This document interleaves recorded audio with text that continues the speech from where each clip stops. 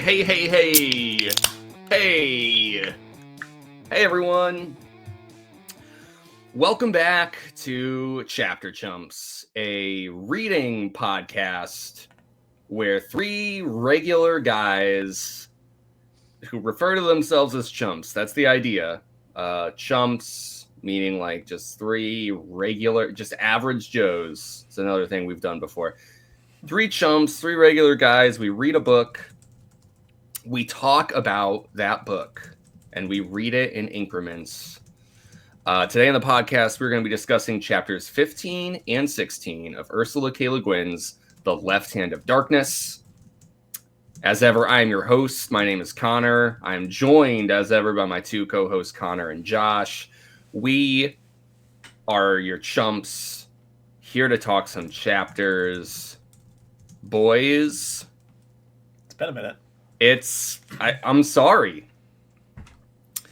Honestly, I am sorry. I am. Guys. What's up? Tails is in his Japanese era. Will you shut the... I want to unsubscribe from this fucking group chat, all right? Fuck off. It is okay. So what Connor's referring to there, we have a group chat on Instagram. And lately, we, meaning just Connor and I, basically, have been sending the most unhinged, correct, deranged, correct, chaotic, Sonic memes or videos that we come across. And the crazy thing is, I said this in the group chat, the more that you interact with them and engage them and share them, the algorithm responds, and I am getting crazier fucking videos than ever before. I laughed at that for like 5 minutes straight. I don't know what it was. something just triggered me. I lost all control. Yeah. Wow. I don't know. I can't even. It's all shit, and I hate getting these notifications now. Part of it, like, we all love Sonic, that's in a lot of ways that was like our first great shared love, but before anything else was Sonic the Hedgehog, you know, and because we're all childhood friends, we grew up together. Mm-hmm.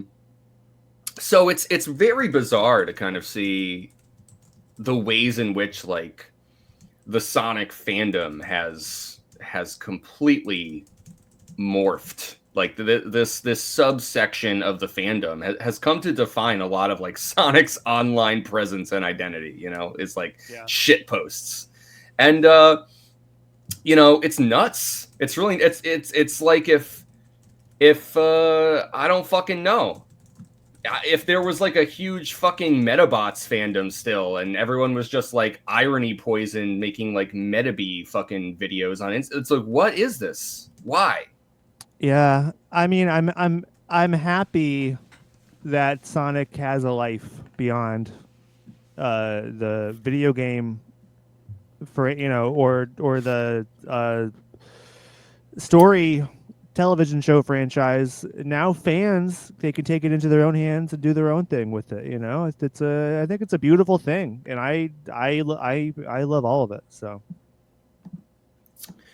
yeah, all of it. All of it, yeah. Even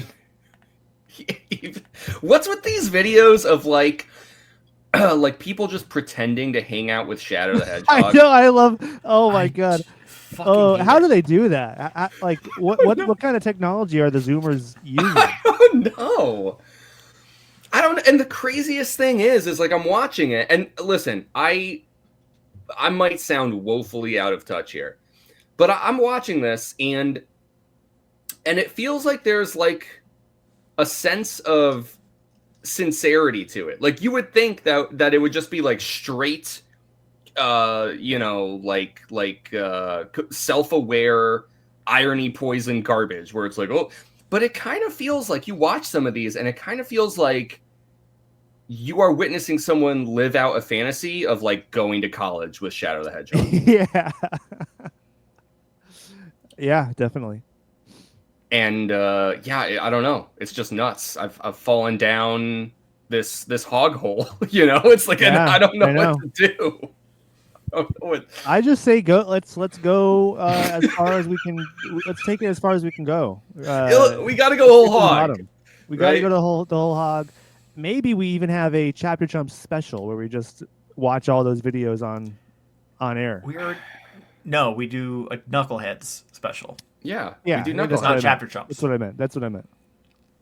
We do Knuckleheads. We read all of like the Mobius comics, Yeah. issue by issue, starting from like the 80s or whenever the I fuck mean, or I the do. 90s. I do want to do that. I want to play the games. I would love to do all of that. But we start off. We just watch all the Instagram videos. Yeah, no, this is like the soft launch. Yeah. Is kind of how this is like the backdoor pilot for Knuckleheads. So Exactly. No, we already put out Knuckleheads though. you're right. we kind of you're right. We did do that. This is like the side door, porch door Yeah, pilot. the side This is door the behind the scenes sausage talk. How the podcast is made. Yeah. We should have another podcast called Sausage Talk. No, I got that from another podcast. That's why I froze for a second. No, I like it. Sausage talk, like and it. we are going deep in the hog hole Yeah. on sausage talk. We Yeah, are as soon as I brought it up, I going knew I was all gonna the bring up that way. phrase. Or maybe we call it Sausage in the Hog Hole. Maybe that's the name of the podcast. How are you not connecting this to chili dogs? Oh, chili dogs, yeah. Oh my god! Oh my god! So anyway, that's not what we're here for today. Can you come up with a podcast name where when you try to like have a platform host it, they just tell you no? Yeah, it could be rejected. Yeah. Wow. I don't know if okay. Apple would allow that. Josh, you were saying, what are we here to talk about today? We're here to talk about chapters. Chapters. Doesn't ring a bell. You're gonna have to be more specific. For the book that we've been reading for the last 2 months. It's just been a while since we've talked about that book, so I kind of forget. You're right, it's been about 2 weeks. It's been about 2 weeks. What's the book again? So, Why don't you tell me? The right foot of lightness. Yeah. Something like that? Okay. I think that's You are. That is not how backwards letters work. Yeah. Yeah. Anyways, it has been a little while. You could even sing it if you wanted to. Josh, take it away.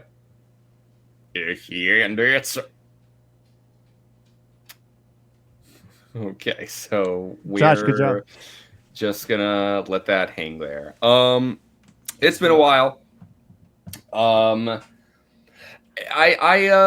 been busy with work stuff, so I wasn't able to make it last time. Sorry about that. I'm a working man. It's the way it is. But I did read just a few days ago, so I'm glad I didn't have as long of a break as some people on here. So it's pretty fresh in my mind. There obviously, as always, there's going to be some interesting things to talk about here, but we are nearing the ending of this book, and things are truly culminating. There's even an eruption of sorts, so it's like, wow, what's going on, Josh, sounds like there's been a little bit amount of time, like you read very responsibly.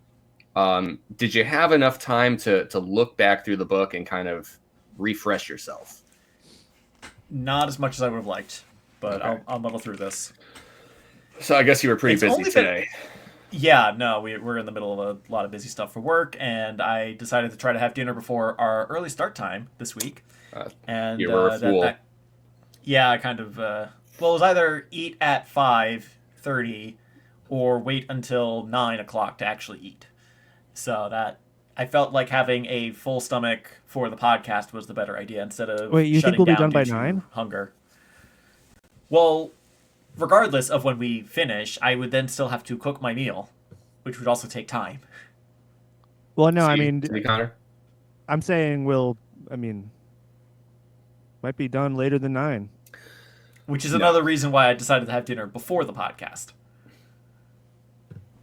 Connor, the only way we're gonna get done that late is if you keep yammering on. Yeah, I'm the one that's yammering. You're the problem. and the solution. This is the first time I've spoken this entire time. Hmm. On the Okay. podcast. I Before mean, the podcast started. there was a whole discussion about hogs and holes and sausages. I'm pretty sure you were there That for was that. all you and Josh. I wasn't just talking to myself. I didn't say shit. Connor, what about you? Did you just read today? What's going on? No, I haven't read yet. I was gonna do it like after the podcast. Right. So you're on Spark Notes right now? Yeah. No. I finished reading. Yeah, like 5:55 or something. Wow. Very nice. Very nice. Well, hey, I'm glad that, we were all able to make it work. Here we are. We have convened and formed the Triumvirate. Without further ado, let's get into the freaking book. Chapter 15, To the Ice. So where we last left off, Estraven had gotten Genly out of the work camp, and they had made a camp not too far away, and they were able to have like a true discussion, kind of almost a heart to heart, and a little bit of an argument too, kind of like what we do here on the podcast. It's like 50-50, and so Estraven is like, hey, teach me your mind speech. That way we'll be able to understand each other completely. And yeah, I had my own theories about why that might have happened. And I guess we'll see whether we feel like there's any agreement on that or not. Because I still kind of feel like it's one foot in, 1 foot out. One left hand, one right hand. It's like, nothing's completely... They're not shaking it about. Yes, exactly. Anyways, chapter 15, they are like, okay, we need to get back to Karhide, because if we stay in Orgerin, then eventually we'll just be found. And they go through all the reasons why they can't just go there easily, and so it's decided that they have to cross this glacier. And this chapter covers the very long journey from their camp to the foot of the glacier, essentially. Connor, since you just finished reading, do you want to maybe start us off and just... what did you think? Yeah, I mean, I this first chapter, I mean, this is really, we're in the part of the book now where that, I mean, I was kind of waiting to get to this part. There is a lot, they're both Estraven and Genly are forced to work together here, really, and they're forced to understand each other wholly. And I think we learn a lot about both of them. We knew that they were kind of not on the same page in a lot of ways, but I think we get more insight into that here as they walk the ice and have to help each other through. The biggest takeaway really of the chapter that I wanted to talk about was, I took a picture of this part.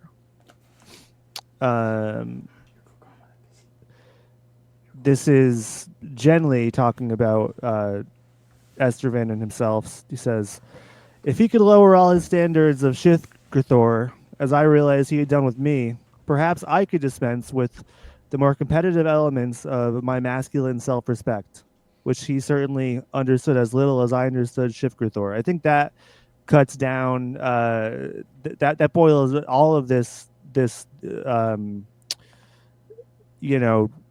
diverging personalities, and I think that just boils down into really great kind of um,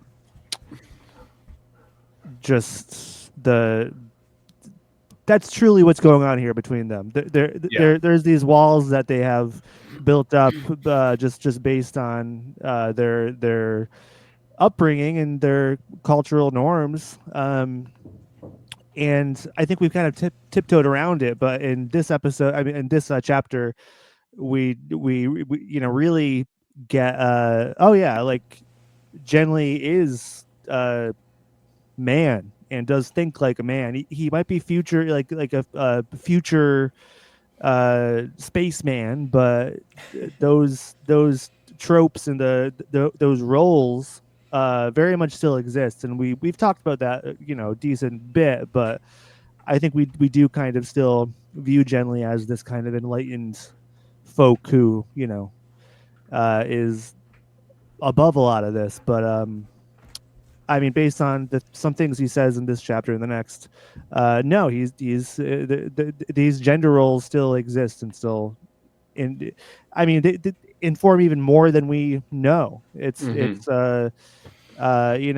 creating this barrier between him and everyone else on this planet. Yeah. I like the way you laid that all out there, because I will definitely admit that I had been thinking of Genly as kind of that enlightened future man, but it's like, yeah, it's like there's still kind of the baggage of the past almost, and it's like certain things that like humanity hasn't grown out of in this future that like Guin imagines. Josh, yeah, anything you want to add to that or mention? I found it weird that there was no talk of actually teaching Estrevin the mind speech, like you mentioned at the beginning. But yeah, I also did notice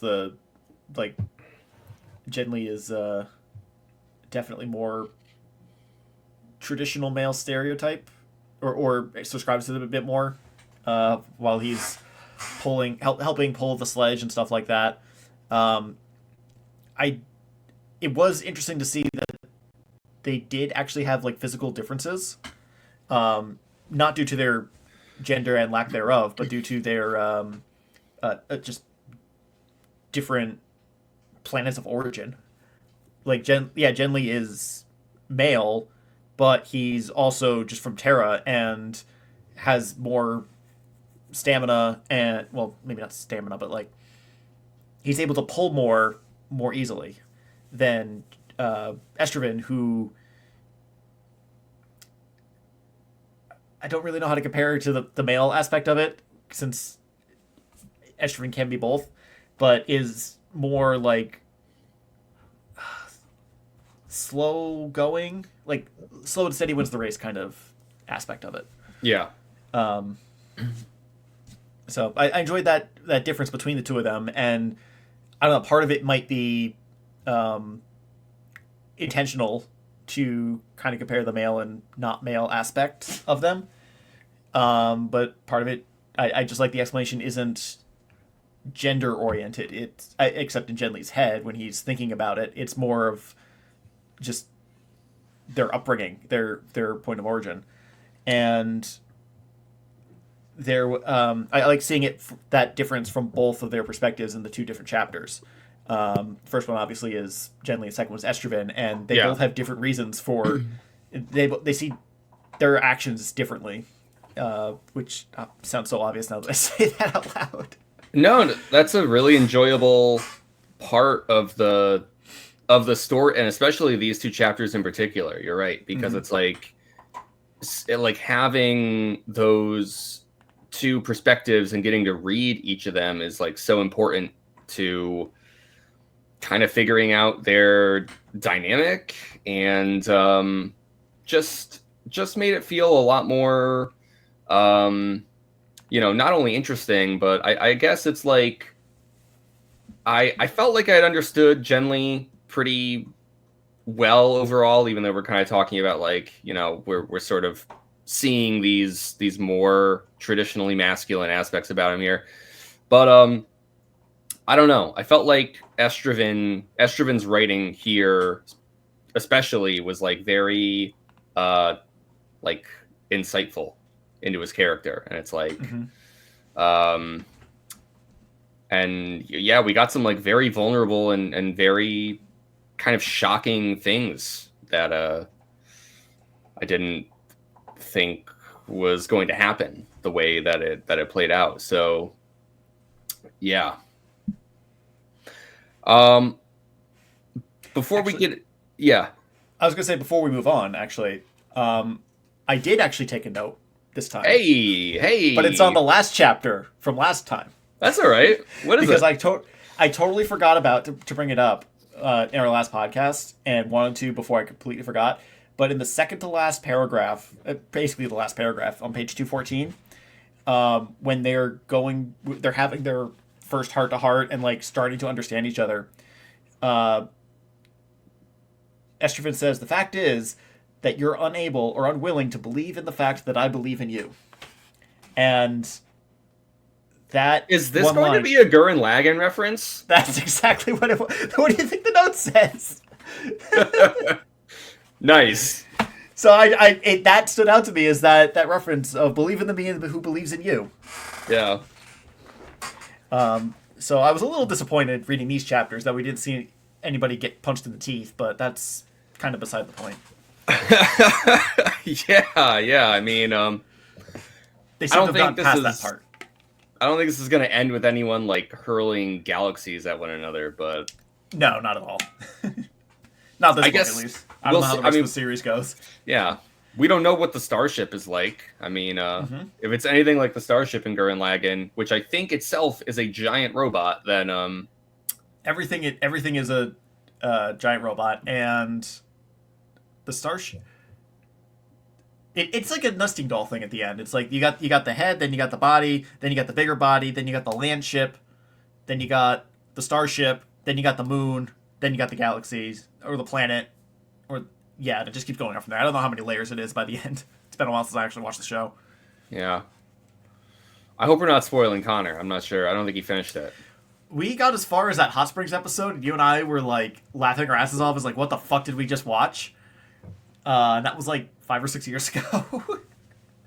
Yeah, thanks a lot, guys. Now I'm not gonna finish it. You spoiled it for me. You ruined it. Yeah, the robots get too big. I can't. Anyways, it spirals out of control. Yeah. Yeah. No, that is a funny shout out, and I don't know. There's something to it. 40 years before the show was made. Yeah, who knows? Maybe they were Left Hand Darkness fans. It's not precognition. It was a hunch, just a hunch. They saw everything all at once. Yes, it could also be that. All that was is now and will be. That's right. Guin domesticated the hunch. I did want to mention one more thing, going off of what Connor said about the whole like Shift-Grithor masculinity thing. You know what I liked about this line especially too is like by making the comparison, I think it does a good job of revealing how like masculinity is sort of just as much of like a code or like a set of behaviors that people choose to participate in. Because like we see with Shift-Grithor, there's points throughout the book where they'll waive it. And then, Shift-Grithor either does not apply or will apply to a lesser degree. Like there's variations to it. And I feel like the implication is that, as readers and as like largely embodying the perspective of Genli and sort of like trying to make sense of this whole planet of Gethin, Shift-Grithor feels like this alien code. We need to decipher it. We need to figure it out. And then you kind of get to the end of the book here, and Le Guin, I think, has this very snarky sort of rug pull where it's like, well, if Shift-Grithor seems weird to you, then what the fuck do you think about masculinity? If someone from Gethin came to Earth and they suddenly had to parse and make sense of, not only the gender relations on here, but the way that masculinity tends to dominate both, or at the very least, those in power, of course, are typically pushing masculinity, and it's essentially like something that all genders, need to navigate, whether they're participating in it, quote unquote, or not. And so really all I'm trying to land on here is like Le Guin making this comparison. It's like, one, I think she's kind of shining a light on like, hey, isn't masculinity kind of just as weird as Shifter in some respects? And if it is a code or a set of behaviors or actions like Shifter, then can it not be chosen, like, to be acted on or not acted on, rather than just taken as like, this sort of passive thing that we all experience? You know what I mean? Like, because Genly's like, so. Well, I'm a man. This is how I am, right? This is the way I experience things because I'm a man from Earth. And it's like, okay, I get that you feel that way, but like at the same time, I think there's sort of an unlearning because, because masculinity doesn't have to define like manhood or so that's it. So real quick, but what you were going through, like comparing masculinity to Shifter and like that thing, I completely agree with that. I don't think I made that exact connection, but as you were describing it, it just made me wonder, like, is there a female equivalent? Not saying that women and people who are in between or off that spectrum don't have to deal with the masculinity hierarchy, but it feels like for some reason my mind went to like high school and all those different cliques and like who's more popular than who. And it just kind of felt like that. And I've been rationalizing Shifter through this book as like a sort of honor code system. At like, not honor code, but like just basically a social prestige system.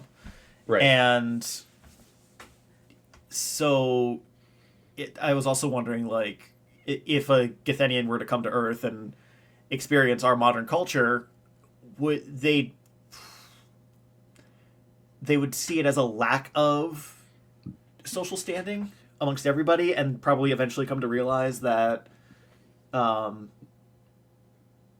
like, if nobody has social standing, then everybody has it. Kind of like the opposite of a syndrome from The Incredibles. Yeah. And then my other thought was they'd also probably just rationalize everybody being constantly gendered as just like, oh, it's just one giant planet that's what did they call it?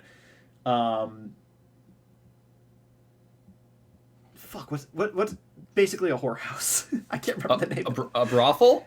Yeah, brothel. No, but what's the Githenian word for Kemmer house? Oh, yeah, I couldn't remember Kemmer. So it's like, so here I'm going through like my rationalities of like trying to find connections to what these random things that Ursula K. Le Guin said in the opening are just hallucinations. And trying to then turn that around as like, what would a Githenian say looking back at us? And trying to rationalize what that is, but then also translating it back to me, and it's got my wires crossed there a little bit. Yeah, I think it's really just social dynamics, like things like, because masculinity, femininity, like that is a code, a lot of the times unspoken, that we live by in this society. And although Shifter might be like kind of like a social standing or a respect thing, it's I think it goes deeper than that, It does. My rationality is more just so I can have a concept to understand as I I think you're book. I don't think you're wrong. It's not the full thing, but it is a it's holding on to a small facet of this wider concept. There's a meme I found a couple weeks ago. It's like, I'm going to turn my light off back here. You guys keep talking. Okay. It's like what's in your head versus what you say. And it's like the idea in your head's this big, complicated, like abstract work of art, and then what you say is just like constrained to the thought bubble and only covers a tiny little part of it. Mm-hmm. And that, like, I feel like that's like the tiny thought bubble. I mean, that's how I operate. First of all, but second of all, it's that little thought bubble, speech bubble, is like how I'm understanding Shithgrafor right now, and the real Shithgrafor that I don't fully understand is that big, nebulous idea. And I'm finding I'm doing a lot of comparing to. I'm doing a lot of reflection comparisons right now. I feel like. So. A lot of reflection comparisons. Is that what you said? Yes. Sorry, did I break up a little there? Yes, but who knows which one of us is really in the mix? That's just how it is. Yeah. Well, Connor could tell us, but he's busy. It was Josh that broke up. Ah, darn it. It's all good. We have no control over these things, you know? Nope. Yeah, no, Shithgrafor it really is like that big abstract idea. And the thing is, I think the reason that it feels as like big as it is and as hard to like conceptualize or discuss sometimes is like by design. And, you know, like reading through this book really makes me consider a lot about like the kind of world building that I feel like I gravitate towards. Because I could like easily imagine a different kind of writer trying to essentially tell the same story of the Left Hand of Darkness.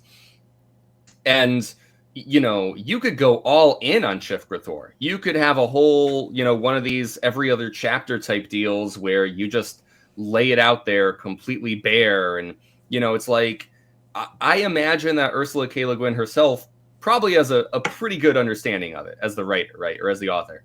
And yet we're only given these bits and pieces throughout the book and largely without any like clarifying context.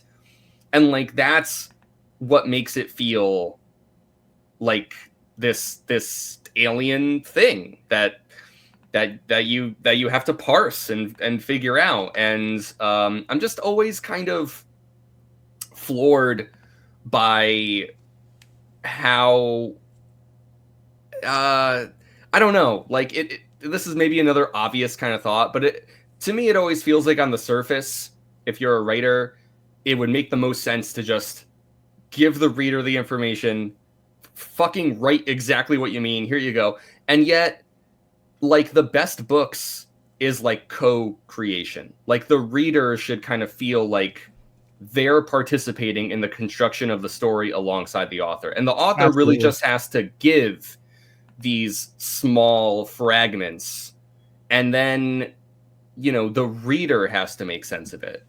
And that's, I think, sometimes feels like a lost art these days. Mm-hmm. And so it's something that I very much find myself appreciating in this book. And I think Shithgrafor is like really emblematic of that, of this very big idea that we're really only given very, very little information about. I can't wait for the next chapter to completely lay out all Shithgrafor and ruin the entire mystery for you. It could. It could. So. But no, I agree with you, Connor. I mean, I think it's yeah, there's something rewarding about doing the work yourself, or you know, your brain being kind of running in the background while you're reading these passages, and then yeah, the best kinds of books, I mean, they make you you know, after you close the book, you finish the chapter, you're still thinking about what you read, and I think this does the job. And I think it's funny to compare it to like Dune or something, because that's the same thing. But with Dune, I think the difference is that, like, you should tap on your mic quick, buddy. I'm sorry to interrupt you. That's all good. The difference between Dune and this, in terms of like getting the rundown of these concepts, is that Dune is just, it's like a quantity thing almost. It's like some of the concepts are like literally we're given like so much explanation of them, but there's just like so much that it's like it's you can't actually parse through it all. And a lot of these concepts are intended to make you think, but here it is like we're getting one little sliver. And we're kind of coming at Schiffer Thor from like two opposing personality types, and so you find yourself thinking like, well, who actually is more accurate here? Like who has the Right. better read on it, the outsider or the person who's lived with it all their lives? And then you're like, oh wait, masculinity, that's something I lived with all my life and I haven't given a second thought to. And you're like, oh shit, maybe it's, who's to say who has a better grasp on what Shifker Thor actually is, Right. when it's this thing that Estervin, I mean, all of the Gathenians have lived with their entire lives. They take for granted. Yeah. No, you're right. I mean, imagine trying to sit down and write a chapter length passage on the concept of masculinity. It would not be easy to do, regardless of how long you've lived within it, and Yeah, no, that wouldn't necessarily make it easier. Yeah. I have difficult enough time just trying to write out normal concepts, trying to write out something as ephemeral as masculinity is certainly be a challenge. Yeah. Yes. And you know what else? Maybe this will segue us a little bit, but you made me think about it, Connor, when you were talking about like the way Frank Herbert explains certain things in Dune, and he'll give a lot of information, and it's like, well, I think also part of the trick that Le Guin's pulling here is like she's not just like vague or like doling out piecemeal information about everything. Some things the characters are like very, very knowledgeable and explicit on. I forget if this was this chapter or the next chapter. I think it was the next chapter, but I'm going to pull from it anyways. The whole section where Genly kind of just offhandedly remarks how long ago his parents died, and Estraven is like, "What the fuck? How fucking old are you? That's insane." And then like Genly has to explain like time dilation from space travel. And then Estraven has like a follow-up question, and Genly, and like it just feels like you could easily be like, oh, forget about it. But Estraven has like this follow-up question, and Genly's like, oh yeah, it's explained by this very specific thing. And Estraven's just like, huh, crazy. And it's just like wild to see the characters have this conversation, because I feel like it's sort of on the other end of the spectrum where like there isn't a cutaway, or there isn't a point where one of the characters just like leaves it hanging, and then you, the reader, are like, wait a minute, like I want to know that. It's like they have the full conversation, and there's a conclusion and an answer to the questions that they're asking. You know what I mean? And it's like, I don't even so much want to talk about like that specifically. It's just more that I feel like it's an example of how Le Guin employs like these kind of vague, abstract sort of ideas right alongside these very concrete and well thought out and like scientifically supported ideas. And like each one kind of like supports the other. The really hard sci-fi stuff makes the weird magic bullshit stuff feel more real, and vice versa. And the magic shit makes the science stuff feel appropriately mystical and alien to someone like Estraven. Yeah. So I don't know. It's here we're almost done with the book, and I'm just like, man, Le Guin's really good at this shit. She's a really good author. So absolutely, yeah. Yeah, it's a nice formula. It's a nice balance of things. I think a lot of times people who want to do world building and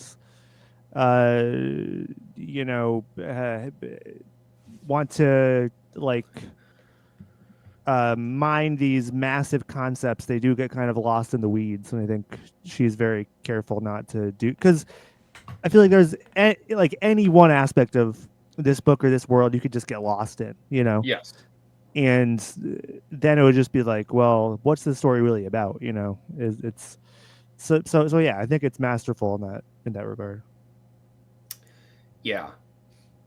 yeah, reading this really makes me think, like, man, if I were gonna write a sci-fi novel, like, I'd have to look very closely at how Le Guin is writing this, because, you know, it should feel like this. Yeah. Wow, we got a lot more to talk about, guys.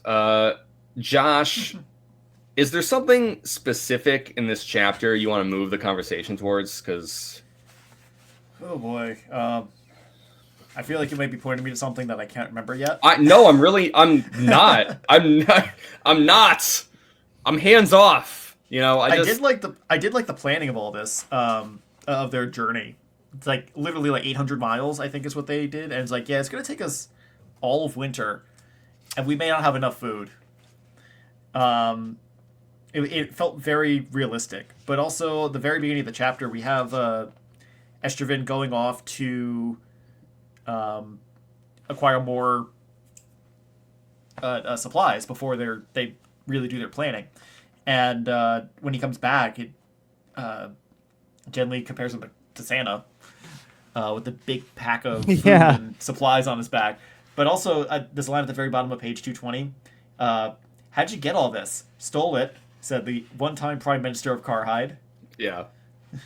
Great line. And then it goes on to make it very clear that he was not proud of the fact that he stole it, and that stealing is one of the highest crimes you could do in Gethin.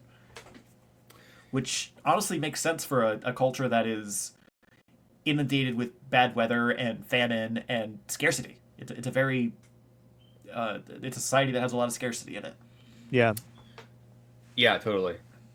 I feel like that's an idea that keeps coming up, where it's like, even in like the work farms at Pulfin Farm and all that, it's like, oh, they don't execute people, or in Karhide, like Estraven, like no one's ever like executed by the state. They're always exiled.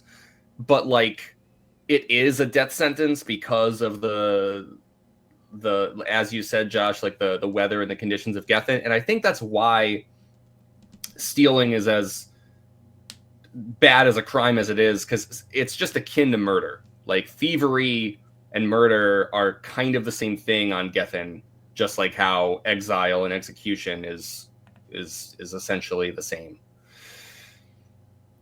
But I was kind of scratching my head about that too. I was like, what's so bad about stealing? I think you're totally right. Mm-hmm. Only it's second to suicide in terms of worst things you can do. Yeah. What's up with I mean, like, people know it's like suicide's pretty, like, on Earth, you know, no one would just be like, don't worry about it. But it is illegal. It is illegal here on Earth. They might arrest you if you do it. Not in every place. It is sort of accepted in some places. Yeah. And actually sanctioned and approved by the state, depending on your application and where you live. In Canada, they'll help you out if you really want to. We'll pay you to. Yeah, yeah, right. Well, come on. Crazy times. You know what I want to say, Josh? I just wanted to like kind of echo. You're saying like you liked the planning of the journey. Same here, and that whole like 800-mile number, like roughly 800 miles. I kind of read that and I was like, that sounds nuts. How far? I can't conceptualize 800 miles. It's bigger than the song. I would walk 500 miles. Yeah, you're right. Although they do say they would walk 500 more, to be fair. So it is kind of 1,000 miles round trip. But great point. But it's hard to conceptualize. What it is. It varies. Which is why, Josh, I went to Google Maps, and 800 miles is essentially the distance between New York City and Chicago. Yikes. Which is a vast distance, but it's also not like completely unrealistically, you gotta be fucking kidding me far. Like, that's a very reasonable, trek. One time about 7 or 8 years ago, my family did a cross-country RV trip for the summer, and we left Chicago, coincidentally, and got on I-90 for our longest day on the road, and it was 619 miles until our next turn, according to the GPS. And that was a 10-hour day at highway speeds. Yeah. So doing that walking speed, yeah, it's gonna take you a fucking long time. Yeah. That's some crazy shit. Mm-hmm. It was a crazy trip. Was it sort of like a National Lampoon type deal? A bit, honestly, yes. It was more National Lampoon than Left Hand of Darkness. Yeah. Very much so, yes. Yeah. Nice. I love that for you. That's great. There was literally one night where the fucking we show up at camp at night. We had hit one of those truck bars that's meant to keep trucks away. We had to make turn around at a church, and it had a gate where there was literally a metal girder hanging down to keep trucks from doing exactly what we were doing, and it smashed right into the AC unit of our RV and just completely wrecked it. It was also like 90 degrees that night. So we finally, after just a shit evening getting the RV set up, we all settled down to try to sleep in the sweltering heat. And my dad says, well, it can't get any worse. And that's when the freight train started to go by. Yeah. Well, yeah. It did indeed get worse. Yes, it was that kind of trip, but it was a lot of fun. We saw a bunch of awesome museums. We went to Cedar Point in Ohio, which is a lot of fun if you like roller coasters. And the whole point of the trip was to head out to Mount Rushmore, which you think that's just a place you go and just kind of like glance at the mountain, kind of nod and walk away, but it was actually like a good half day, 3/4 day kind of visit. There was a lot to do there, so really good visitor center. Yeah, would recommend.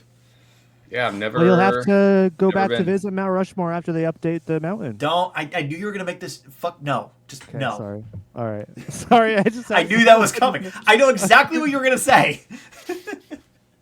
Isn't it funny? I how know you too predictable well. he is? Yeah. Isn't it funny? It's like even when he's riffing, he's doing a bit. You're just like, I know where this is going. Like I know what the sad part is, I almost said I would recommend before they update it. Yeah. Yeah. See, it's low hanging. But I decided to have tact. It is low hanging fruit. It's okay to joke about these things. Come Connor, on. Josh has a sense of fucking Shift-Grithor, all right? Maybe you should fucking learn some Shift-Grithor. Yeah, maybe. Thank you. I'm too masculine for that kind of thing, though. Yeah, I know. Just look at you. Look at you. You know what I You're a mean? man. You're a man's man. You know. Man's man. You know. Guys want to be you. Women want to be you. It's Like on Gethin, right? like on Gethin. But do fish fear you? Certain kinds do. Yeah. Once they've been fried and put on a plate already, they're all right. That's enough stupid bullshit. Let's talk about the fucking I was gonna book. I was gonna say something about beta fish. There's something there. Oh though. yeah, There's something. is. There actually, that's really. I think the concept of it is funnier than even making the joke. It's kind of like the world building thing. It's like, wow, beta Yeah, fish. exactly. I don't think it could have done it justice, but No, right? It's like the fair. idea is too hilarious. Just exactly. Yeah. wow. You just the world building of the beta fish joke is incredible right now. And now it's yours, dear listener. Oh my god. I took a shit ton of notes on this chapter, by the way, and there's no way that I'm going to be going through and addressing each one of them. I'm bringing that up because I kind of just want to open up again and be like, Connor or Josh, is there something you want to talk about? Or if not, I can try to zero in on something. Maybe I'll go to Connor now. Is there anything else about this chapter you felt like you want to share, Connor? I mean, I just really, appreciate a lot of their conversations here. Estervin brings up again how practical it would be to summon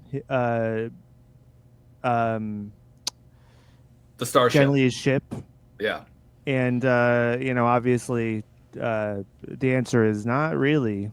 and they kind of formulate one possible way to do that. But yeah, I don't know. I just really like, they're really learning about each other, and we learn about them. I like the generally learning about why Estervin's writing in his journal, or thinking about that. How they both kind of see each other as they are two alien. They're alien to each other. That's the first time that they kind of acknowledge that, because they're just alone. So they're, um, Estervin is no longer part of a set. He's just an individual too. Generally, yeah. I don't know. It's got a lot of great moments. Estervin too. He talks a bit more about like patriotism and government. That was interesting. Generally saying he kind of feels that he serves a great government, and Estervin doesn't really know what that is like. So Yeah. The line there, Estrevin says, "A man who doesn't detest a bad government is a fool." Yeah. Which, great line, of course. It's one of those things that, without stirring the whole Trump more, that's a portmanteau of Trump and Rushmore, by the way. The Trump more that's pot. really good. Yeah, so I had to explain I commend it. you for the sneaky way you got that in there. Yeah, so without like getting too caught up in the... Connor can talk about Trump, but I can't. Okay, I get it. He did it in a far more Whatever. tactful way. Yeah, whatever. Tactful. Yeah, that was Trump more is so tactful. Yeah, that's what I would describe it as. It was better. I was not expecting him to do it, so I was not able to stop him in time. All right. Yeah, anyways. See? There you go. Anyways, it's like the thing is like we definitely live in a time and live in a place, like specifically talking about America. Again, I don't want to get to, but like in my mind, my perspective on it essentially is that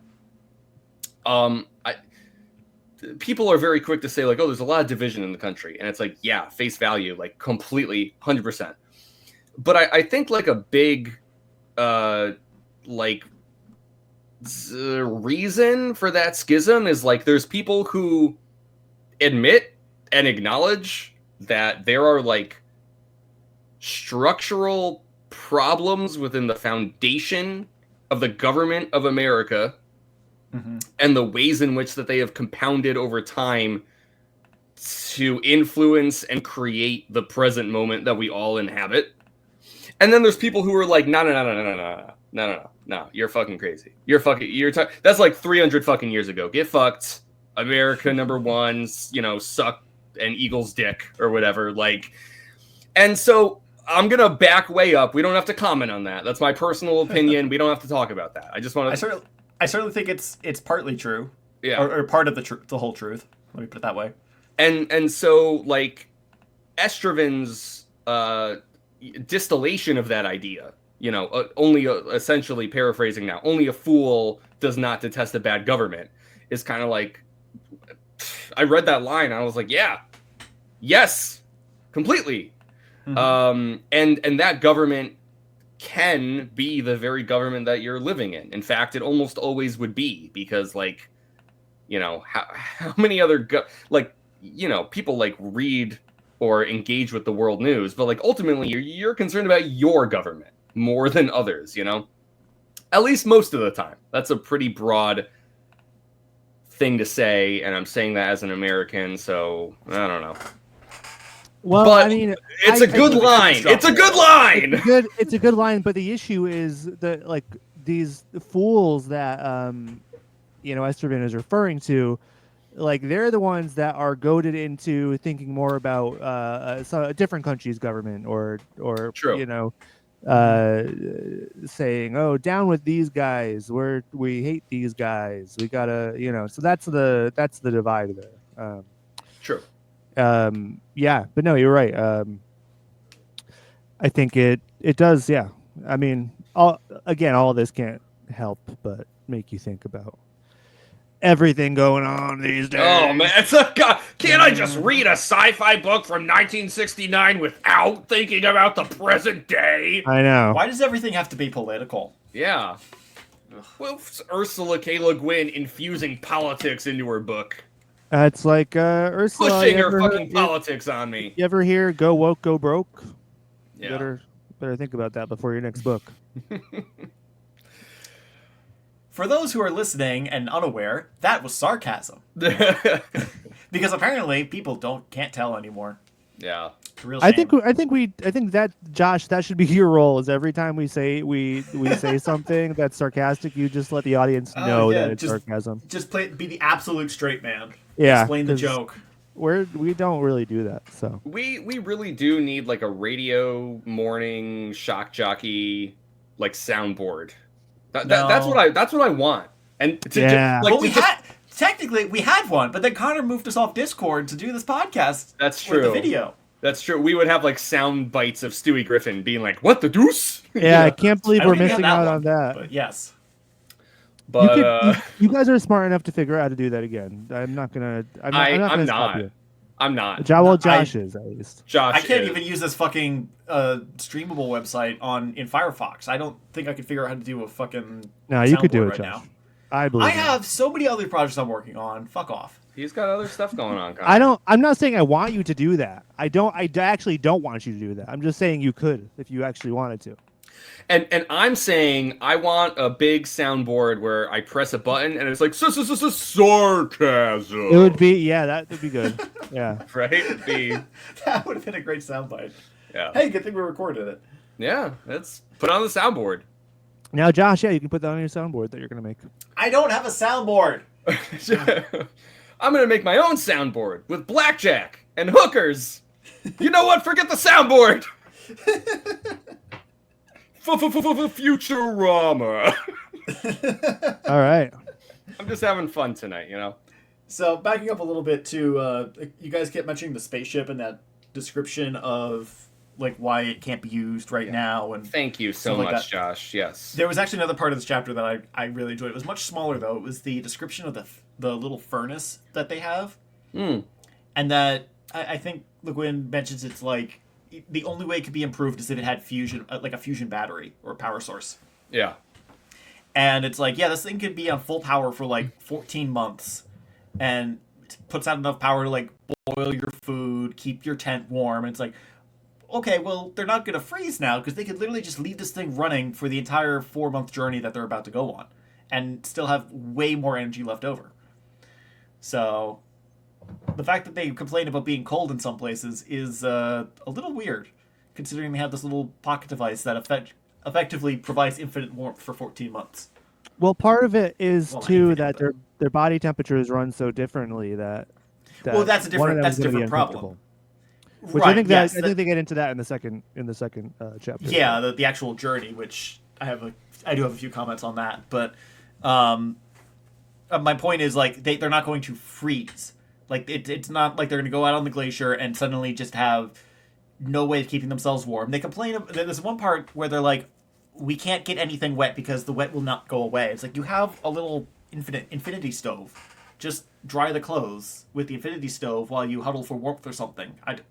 Next to the infinity stove that's heating you. Yeah. So if you were there, you could have told them that. Yeah. Well, I kind of think the problem is so like it's raining and it's snowing, and even if the stove is on, all the things are wet. So if you can only properly run the stove in an enclosed environment and everything's wet, it's like I'm sure they're trying to dry the things, but that's going to create like steam that condenses, and No, yeah, you're right. That is a problem, but it's solvable. They have a heat source. Is kind of my point. It's basically a glorified hairdryer, but even that's enough to get a lot of work done, especially over time. Yes. I mean, I'm an engineer. Heat transfer and energy transfer over time is literally what I've been trained to do. But right here we have a couple of politicians, so they probably don't see that far ahead. Yeah. Yeah, it's funny. Last book we were reading had a lot to do with Delta V. Now we're talking about heat transfer. Yep, heat flux, temperature. That's something went off in the background. Yeah, no, that it used to be my least favorite subject actually in college, and then I came to a realization about halfway through that class that all the heat transfer equations were almost identical to the Newtonian motion velocity acceleration equations. And once I made that one little connection, like that whole class made perfect sense, and quickly became one of my favorite classes. It's like it was one. I keep telling people about this. It was like almost 12 years ago now. It's just like it's like the universe made just a little bit more sense that day. It was beautiful. Wow. Imagine making marginally more sense of the universe. I commend you, Josh, because It very close to the whole like time, like seeing things, all that is and was and will be, and but not quite as grand. Just like, oh, yeah. I mean, you say not quite as grand, but at one point in history, it was even grander, perhaps. perhaps. Talking about the technology, when it comes to the stove, they have like these skis and also the wheels break, but like they're able to change the sledge. They have like their tents. They are very well stocked thanks to Estroven. Connor mentioned Dune before. I'm gonna just have a slight Dune reference here because seeing them spend so much time in the tent really made me think about the similar scenes in Dune where they're in a still tent, it's referred to as, to survive the harsh conditions of Arrakis. And we kind of talked about this at the outset in the first episode here for Left Hand, but we'd already read Dune, and I kind of had been introduced and primed to think of Left Hand of Darkness sort of in relation to Dune, just thanks to the internet and Dune fans, so thanks for that. So what I'm trying to say is, like, this is a Boss Baby take, and I already had been sort of, like, damned to consider this. But, I'm like, this is cool. This is cool as a Dune fan, because sometimes Gethin just feels like Nega Arrakis, or to borrow a left-hand term, Un-Arrakis. Unrakis. Whatever you want to Trump more. I don't know. Whatever you want to call it. Like, like it's obviously the opposite end of the spectrum. But the ways in which Le Guin describes and writes about like the technology that people have created to survive within it and like adapt to it, and it's like, yeah, Estroven is basically just a Gethenian Fremen, in a lot of ways, and that's a very different kind of thing on Gethin. But you know what? As I'm talking about it, it's like even sort of the parallel between Dune, the title of the book, being sort of the layman's term for Arrakis, and in Left Hands, the planet is Gethin, but colloquially referred to as Winter. So you kind of have the Arrakis, Dune, Gethin, Winter. I don't know. Yeah. I'm seeing it. I'm seeing it. The universe is making a tiny bit more sense to you. A tiny bit more sense. I have nothing else to add. This chapter made me think about Dune. So. You could say that with literally every podcast. Yeah. With pretty much anything I do throughout any given day. I'll be sitting there putting cinnamon in my oats or whatever, and I'll be like, Dune, right? Just like Dune. I don't eat oats. Yeah, I was gonna say, and you often put cinnamon in your oats. I don't, but my wife eats oats, and when I have days off and she goes to work, I will make oats for her very often. Just to put cinnamon in there. Just so to think about Dune, exactly. I don't. It's not for her. No. All right, lightning rounds. I'm going to go through some quick notes here. If you have anything to share, please sound off. There's a few things in this chapter here that made me think about the deepening relationship between Estroven and Genly. on the very first page of this chapter, Genly is kind of admiring Estraven as he sleeps and thinks to himself that he, for the first time, saw him as he was. I took a note of this because, of course, there's sort of like the whole parallel of being seen for what you are, which is what Genly has been struggling with the entire time he's on Gethin, and Estraven is the only one who has seen Genly for quote-unquote what he is. And so the fact that Genly is at a point where he's seeing that of Estraven, I felt like was important. And also, there's the intimacy of watching someone sleep. And not only that, but like but reflecting and thinking to yourself, like, almost like the beauty of them sleeping. It's a very intimate kind of thing, and Genly writes that down here about Estraven. I had to throw that out there.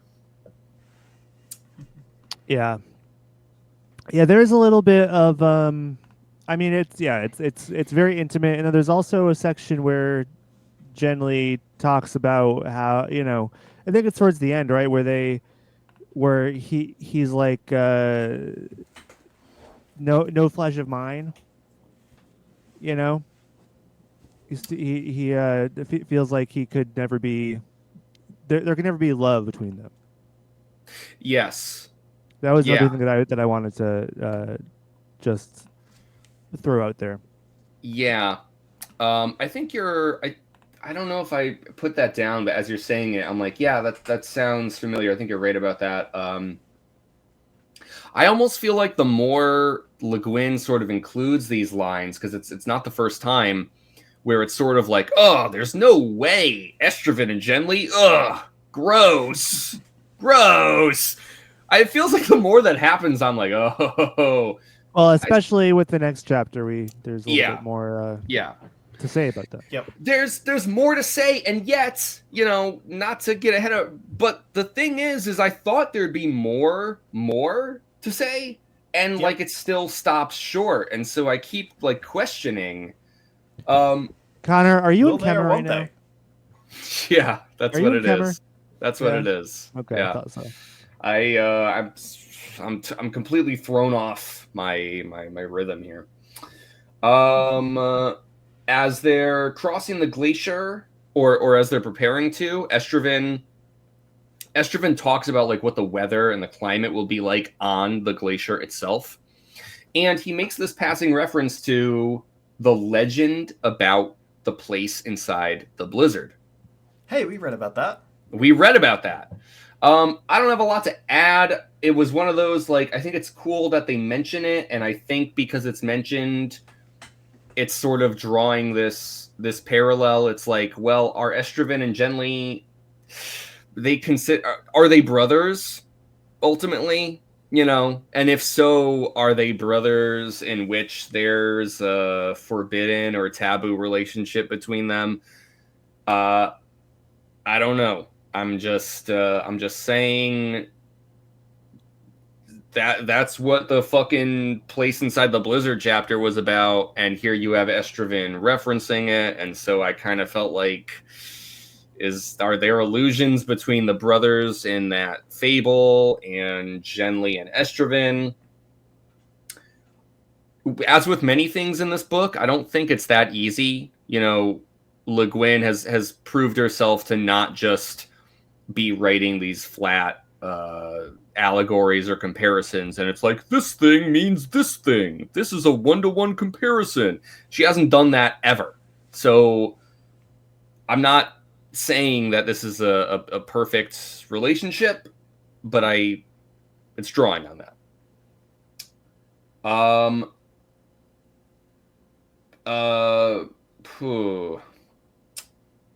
Okay, there's a quick line I want to read here, page 219. Page 219, let's see here. This is about foretelling. So it says... to 219? 219. The foretellers of the fastnesses are not the only people on winter who can see ahead. They have tamed and trained the hunch, but not increased its certainty. In this matter, the Yomishta also have a point. The gift is perhaps not strictly or simply one of foretelling, but is rather the power of seeing, parentheses, if only for a flash, italicized, everything at once. Seeing whole. And so, you know what I liked about this line and why I wanted to mention it is because we get a whole chapter with facts and Genly experiences a foretelling, and it feels like the foretelling and especially like being within the experience of it in that chapter, like the magic is dispelled. It's like the foretelling is true, you know? They really can do it, and they really can see the future, and you're like, whoa, wow.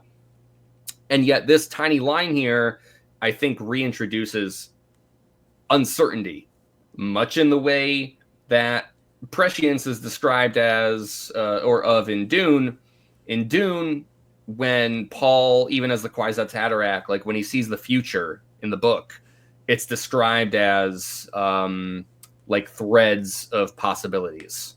And it's not that Paul is seeing a clear, distinct, singular future that is definitely going to happen. It's that he sees like the web of time itself and can see the threads growing from a singular moment out into like a myriad of infinite possibilities that he then can influence or control to like go along a thread of fate. Like, which is incredible. Like, it's insane that that's how that works. But that's how it works in Dune. And it kind of feels like this tiny, tiny line here injected some of that back into Left Hand for me, where it was like, oh, they're not just like literally seeing a perfect crystallized future. I don't know if you could just say they're doing the same thing as in Dune, but they're seeing everything. And then they make a prediction based on like their omnisite. So that was cool that they write about that, because I'm still wondering how the fuck it all works. That's it. Yeah, I don't think we'll get a super clear, a more clear explanation on foretelling. We might see some new capabilities, but we're getting near the end of the book, so I don't think so. Yeah. I don't think that's likely. So you may get your wish and have a mystery not be completely unveiled. I may. I only have a very small amount of things to mention here, and then we'll get to our next chapter. I'm not gonna be yammering on and on, Connor. Don't you worry. And you can add on to any, if anything that I'm saying elicits, anything you want to respond to. Let's get to it. Let's get to it. Oh my God. Okay. I'm sorry that I think while I read, man. God. It's like you were taught how to do this. Yeah. This is how I feel like I'm not tremendously in debt, and that any amount of my schooling was actually worthwhile. I'm not really going to quote the page, but the note I took here, it's from page 227. This is where Estraven talks about his trip that he took with his brother in the past across a glacier. Mm-hmm. I wanted to bring this up because it feels like anything involving a brother is important. That goes back to the place inside the Blizzard chapter. Like, a relationship with a brother on Gethin can be very different from a relationship with a brother on Earth. And depending on how fucked up your relationship is with your brother on Earth might not be that different at all, to be honest. I was about to say, like, there may be some places where it's maybe not so different, unfortunately. But, like, by and large, very different. Very different relationship. Very different thresholds of acceptability. And what I'm referring to is that on Gethin, you can fuck your brother, and it's fine. It's just fine. People do that. But until you have a kid. Yeah, that's right. You better not impregnate your fucking brother. You better not do it. Well, no, you can, but then after that, you can't fuck him anymore. Right. Okay, that's what it is. Yes. So So, anyways, there you have it. I'm Which not gonna. makes total sense. Yeah, no, you're right. Yeah, I mean, it's Geffen. Yeah. It's Geffen. If we were on any other planet, but on Geffen, it's fine. Anyways, so Estraven talks about his brother. I don't know what Estraven's relationship was like with his brother. I do know that it sounds like his brother is dead, and that seems to weigh on him heavily. And I guess I kind of feel like, you know, does Estraven consider Genly to be sort of like a surrogate brother in that regard? Like, does Genly fill a kind of brotherly role for Estraven because he has lost his brother? And then, of course, again, there's like the potential romantic implications wrapped up into that, but like not even really what I mean. But, you know, like Estraven lays all this out, and then the book is like, hey, Estraven and Genly are about to go cross a glacier, just like Estraven and his brother did in the past for the backstory of this character. And then it's like, that's just hanging there. That there's another comparison that, you know, there's a repetition. It's like poetry. It rhymes, blah, blah, blah. I know. I'm sorry. I don't know. And then like the whole thing with the place inside the blizzard, like I was mentioning, I guess what I'm trying to build up to here, oh my God, I'm sorry. I don't mean to ramble, but like, I feel like there's a lot here. And there's like the other like fable chapter about like the two princes from before. And they're from the different nations in conflict, and one heals the other, and then they have this romantic relationship, and a child comes of it, you know. And in that regard, you get a lot of like Estraven caring for Genly. Genly is still recovering from his experience at Pulfin Farm, and so like if you're gonna draw a parallel there, then it sort of feels like you know, Genly is the wounded prince that Estraven is caring for. And instead of a cabin at the edge of a lake, they're on a tent, you know, going to a glacier.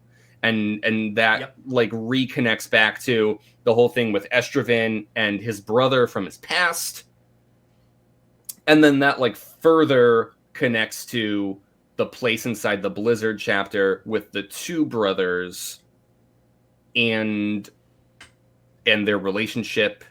And then and we are going to get to the second chapter very shortly, but there's like literally the passage from that chapter referencing the Left Hand of Darkness, which is about the whole thing with the brothers. So all I'm trying to say is I have a lot of scattered thoughts, admittedly, a lot of scattered thoughts, but like they all, like in my mind as I'm reading, they all like nebulously coalesce into Genly and Estraven are going to fuck.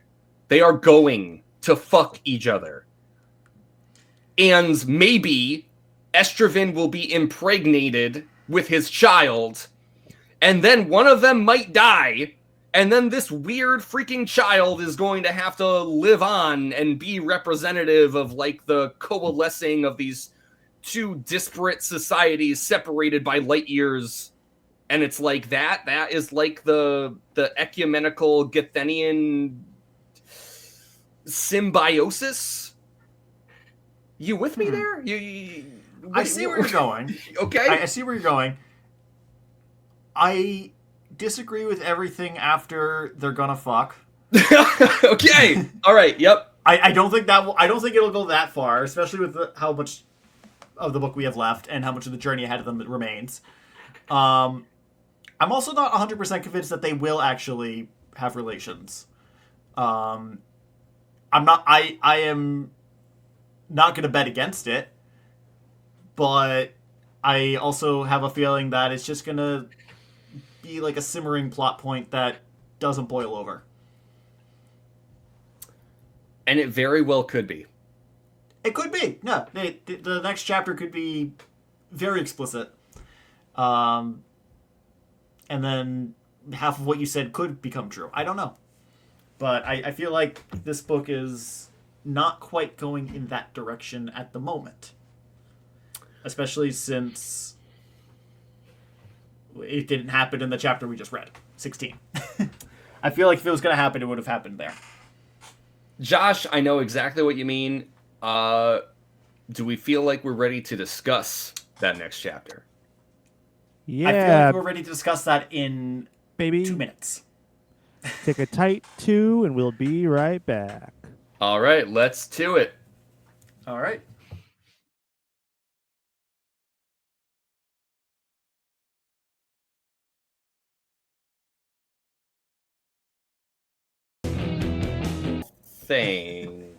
Thanks. Thank you for that's all. That's all. And I hope that this discussion has been better. Good for us, you know. Yeah.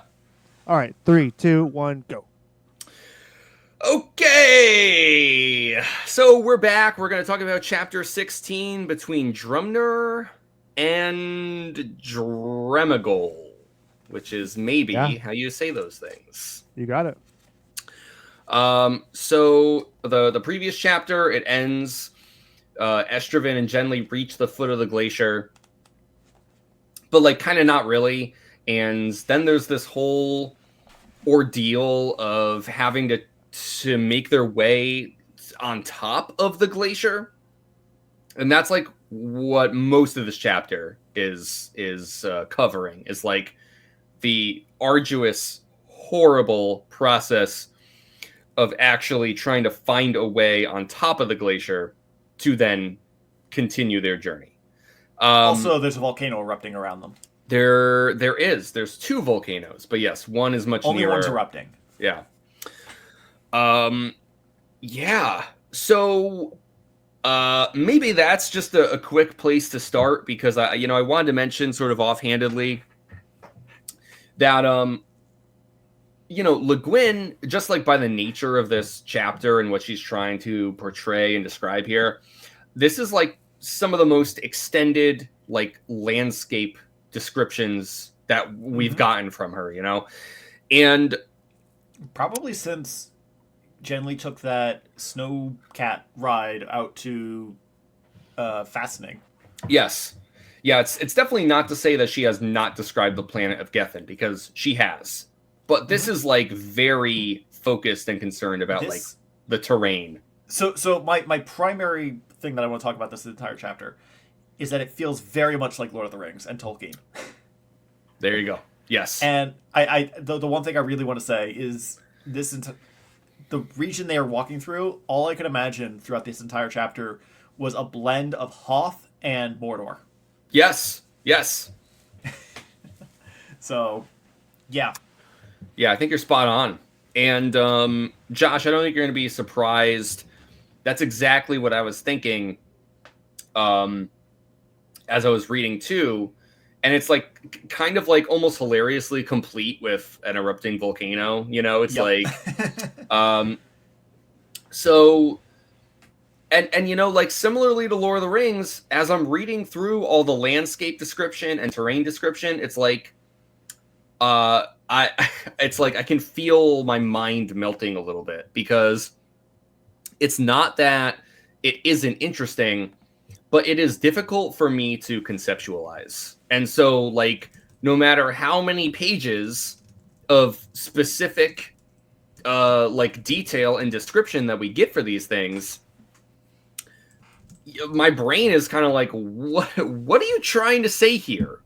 Where are they going exactly? So wait a minute. They have to like go up the mountain more and then try to find like some sort of land bridge formation. Okay. And then they're on the glacier and they're talking about all like the crevices that like extend for miles that they have to go around. And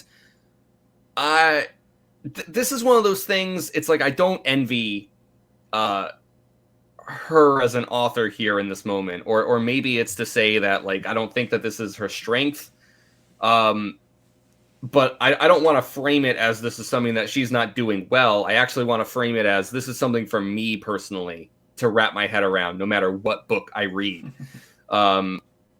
where like I struggle with like piecing those things together. And it feels like the more detail she gives, the harder it is for me to get exactly what is happening here. What I wanted to start with is, do either of you share that sentiment, or is this like a me thing? No, I absolutely do. It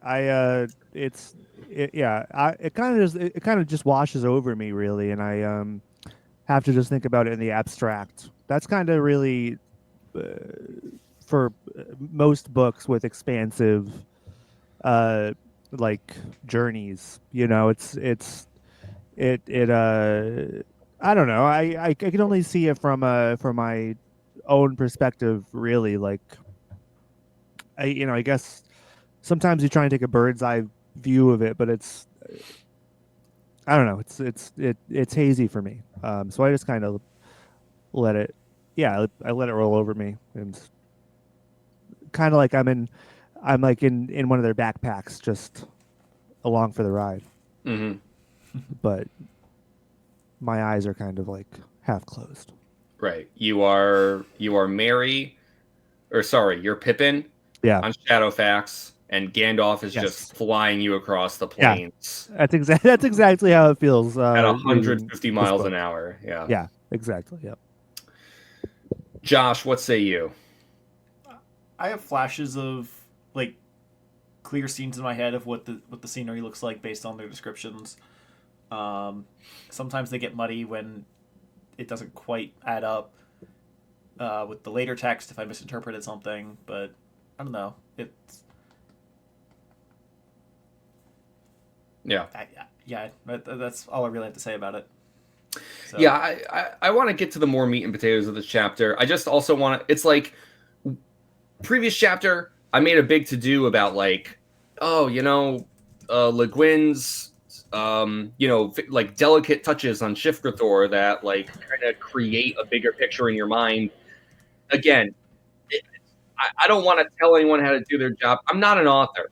I don't write things. So I'm not saying that I know. I'm just saying as a reader, I kind of wonder if less detail would have, for me personally, is like the caveat to all of this, painted a more vivid mental picture, where it's kind of like, okay, here's the big details and you fill in the blanks. Whereas like instead, I think that like Le Guin kind of goes like very, very detail heavy. And I was thinking of Tolkien just like you, Josh, the whole way through. And I was just like, this is some wandering around on a glacier bullshit, a little bit. Little bit of wandering around on a glacier. We're walking through the woods again, except Exactly. not Nice. in the woods. Yeah. So anyways, that's all I want to say about that. Why don't we talk about some more interesting stuff? Josh, is there anything you want to start with here? I mean, I pretty much covered the big thing of like this. It just I know it's Genly and Estrevin, but all I could think about was Frodo and Sam. Yes. And for some reason, the pots and pans that Sam took with him all the way to Mordor for some reason. And by the way, Estrevin is definitely Sam, right? Yes, definitely. Because he's stocky. No, because he cares about Genly, who doesn't fully appreciate him, but is starting to. And Genly is the one who needs to get from point A to point B, and Estrevin is here to facilitate that journey as any way he can, even if it's to great personal jeopardy. I think you're right. And there's now- that sexual tension present in both cases. Yes, I suppose that is true. Depending on how you interpret Tolkien, yes. We did talk about that a little bit. Yeah, no. Depending on your interpretation is all I'll say. And I'm wondering who Gollum's going to be in this situation. Yeah, I want to see Maybe Tide at the end of the glacier, Yeah. just like scurrying around. Or maybe it's one of the little, like, fox rabbit things that they've been trying to eat. Yeah. They have been eating. Yes. Yeah, no, it is very reminiscent of Lord of the Rings, which is like, I don't know. I'm always somewhere between like, is this just, you know, the lifelong boss baby take that I'm damned to, but also it's like that was kind of the idea when we were figuring out what to read next, and like I remember talking about like pleading my case for why I wanted to read Lord of the Rings, and it's like this is a foundational text like this. Like if we read this now, then we can see the shadows of it, you know, in almost anywhere we go from here, as long as you go for, and like and so it's like all fantasy is Lord of the Rings and all sci-fi is Dune. There you go. So which is exactly the take that we have said. But it's just cool to, I guess, bump up against those things, you know, to be within the present of the foreshadowing or whatever, where it's like, well, here's the moment, here's the flashes of those influences that like we can identify because we read those texts. And yeah, like it's small, but it really feels like it's there. And I wouldn't be surprised if Le Guin was like intentionally drawing on Tolkien at all, because in my mind that's exactly what it felt like here. So let's talk about the volcanoes themselves just a little bit, because they're talked about a lot in these chapters and the effect that they have on the environment. I thought it was interesting that even on Gethin, and this book being written in 69, there's references to global warming here. And Genly is like, I think that this is the chapter from Estraven's perspective, but I think Estraven is like noting that Genly has like referenced global warming, because they had discussions about the science, the projections of how the volcanoes are supposedly going to influence the climate of Gethin, you know?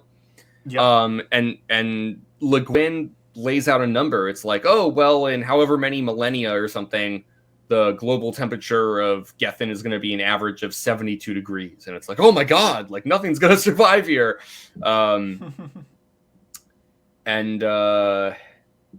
So like that's interesting, but maybe more broadly and in a more like literary kind of fashion. So the volcanoes are kind of tied to like a Gethenian global warming a little bit. And there's like this uncertainty of the science, and but it's like I feel like there's this idea of like one era ending and leading into another.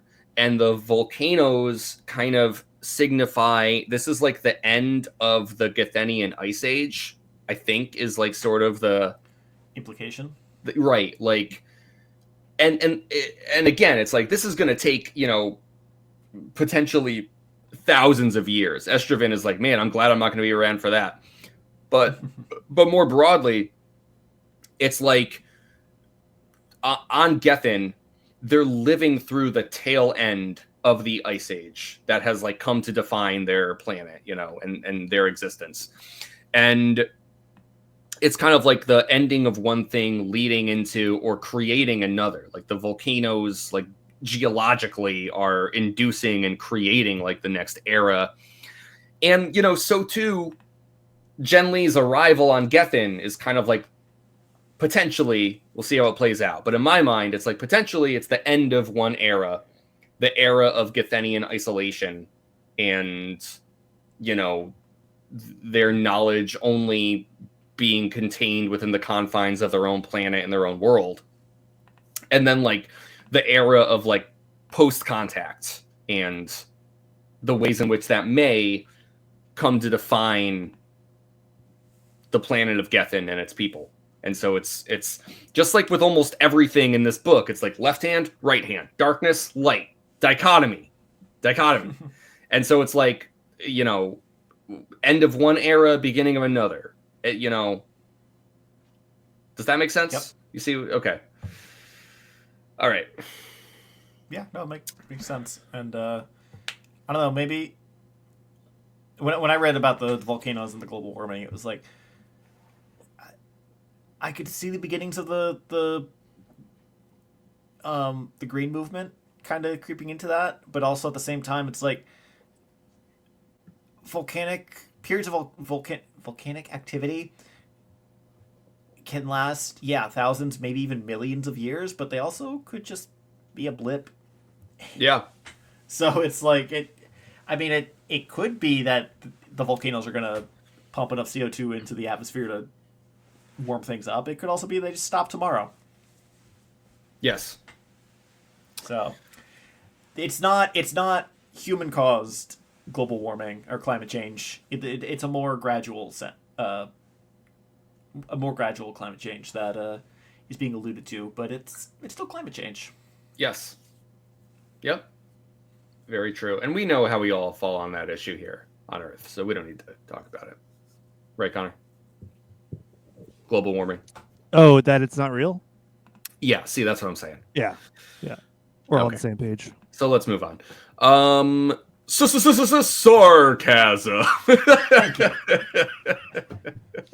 Wow, that was good work. You installed Yeah. that soundboard pretty fast. Yeah, no, that I did that during the 2-minute break there. So Nice. So I was busy. Okay. Enough beating around the bush. I think we really need to talk about what is there are to Guin's credit more tiny little hog holes that we could dive down deep into all the way, you know. We could really get our sausage in some of these hog holes. If we had all the time in the world, we could do that, because I mean, 3 sausages, 1 hog hole. You know, you do the math. You do the math. Wow. Okay. Now that's a segue. So all I mean is I got notes and shit on a whole bunch of other. Le Guin covers a lot. She's a great author. There are so many tiny little facets and nuggets of detail to unpack that have humongous implications if you consider them long enough. And yet, the thing we really need to discuss that we have been circling around the whole time is Genly and Estrevin in the tent. Yeah. Josh. Yeah. Sorry, I zoned out for like half a second. What was that? Estrevin. Josh, you know what it is, Josh. Stop playing coy. Estrevin and Genly in the tent. Right. Okay. Josh, the reason that I want to start with you, I think that you and I, it's not that our perspectives. The two of you are in Kemmer. I wouldn't say no. Come on, Connor. Come on. I'm not. Come on. No, I just got out of Kemmer. Josh, every time we talk about this, you're like, I see where you're coming from, but. And so I don't think that we're opposed, but I get the impression that we're like seeing the same signs and we're coming to different conclusions here. Or we're like maybe predicting that different things are going to come of it. And so all I'm wondering here, I hope I'm not putting words in your mouth. I hope that's fair to say. No, I'm just thinking. All I'm wondering here is, as you were reading these chapters, Josh, did it make you reconsider Genly and Estrevin's relationship in any way? Or do you feel like something else is going on different from what we've, or specifically like different from what I've been discussing? And I'm wondering what your take is on it, if you feel like ready to share your thoughts on that. Well, as I was reading, I don't normally think about the romantic relationships between characters, or rather potential romantic relationships between characters if none already exists. Because I just don't read a lot of stuff in that manner, so I do kind of get blindsided every now and then when something does suddenly start to happen. Not always, but it's not a rare occurrence. But when I was reading this chapter, I couldn't help but think and wonder about your opinions on what was being alluded to, because you were so adamant 3 or 4 podcasts ago that Fax was going to come back and Genly and Fax were going to just be a thing for the rest of the book. So seeing now Genly and Estraven in a very intimate situation, not as much as that last sentence insinuates, but in an intimate situation where it's just the two of them for literally weeks on end, and now Estraven's going through Kemmer, as is to be expected of someone of his origin, and so there's that little extra tension going on of, well, is he going to suffer through it? Does he? I think I may have considered briefly, like, did he grab any meds to prevent Kemmer so that he wouldn't have to deal with this, or is Genly going to assist him getting through this in some way? Is he capable of assisting him? Because we found out last time that when Genly was in the truck and that other Githani was going through Kemmer, like, he couldn't help them. But was that due to the situation or due to physical incompatibility? That is yet to be resolved. And so that's why I doubt there will be any kind of physical relationship between the two of them. But at the same time, I'm not discounting that at all and wouldn't be surprised if it happened. A direct parallel to the story that you were talking about an hour ago, that's kind of where I draw the line. Yeah. I don't think it's going to go that far. I see. Well, man, thank you. Connor, obviously you've read the book, and I would imagine however this pans out is probably one of the things that you remember. So, of course, I'm not asking you to divulge anything, but insofar as, like, what we're talking about here, do you feel like you have anything you want to offer or share, like, just in like their relationship and what's going on here? Yeah, I mean, I think both of you are, like, you're going down two slightly different but both viable paths, you know. So I can kind of see both perspectives.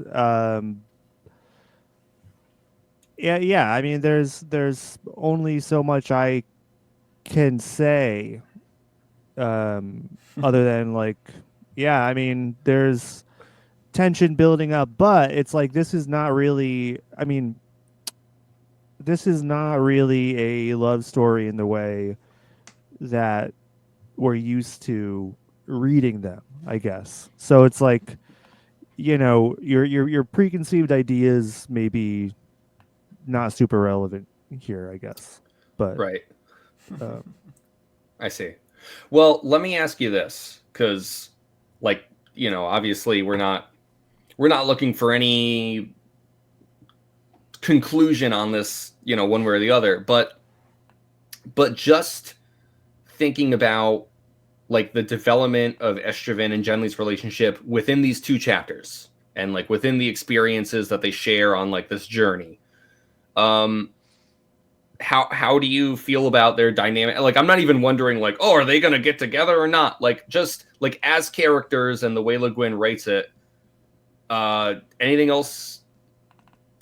You know, can I pick your brain a little bit more about just like what you think these two chapters kind of offer in terms of Genly and Estraven's relationship?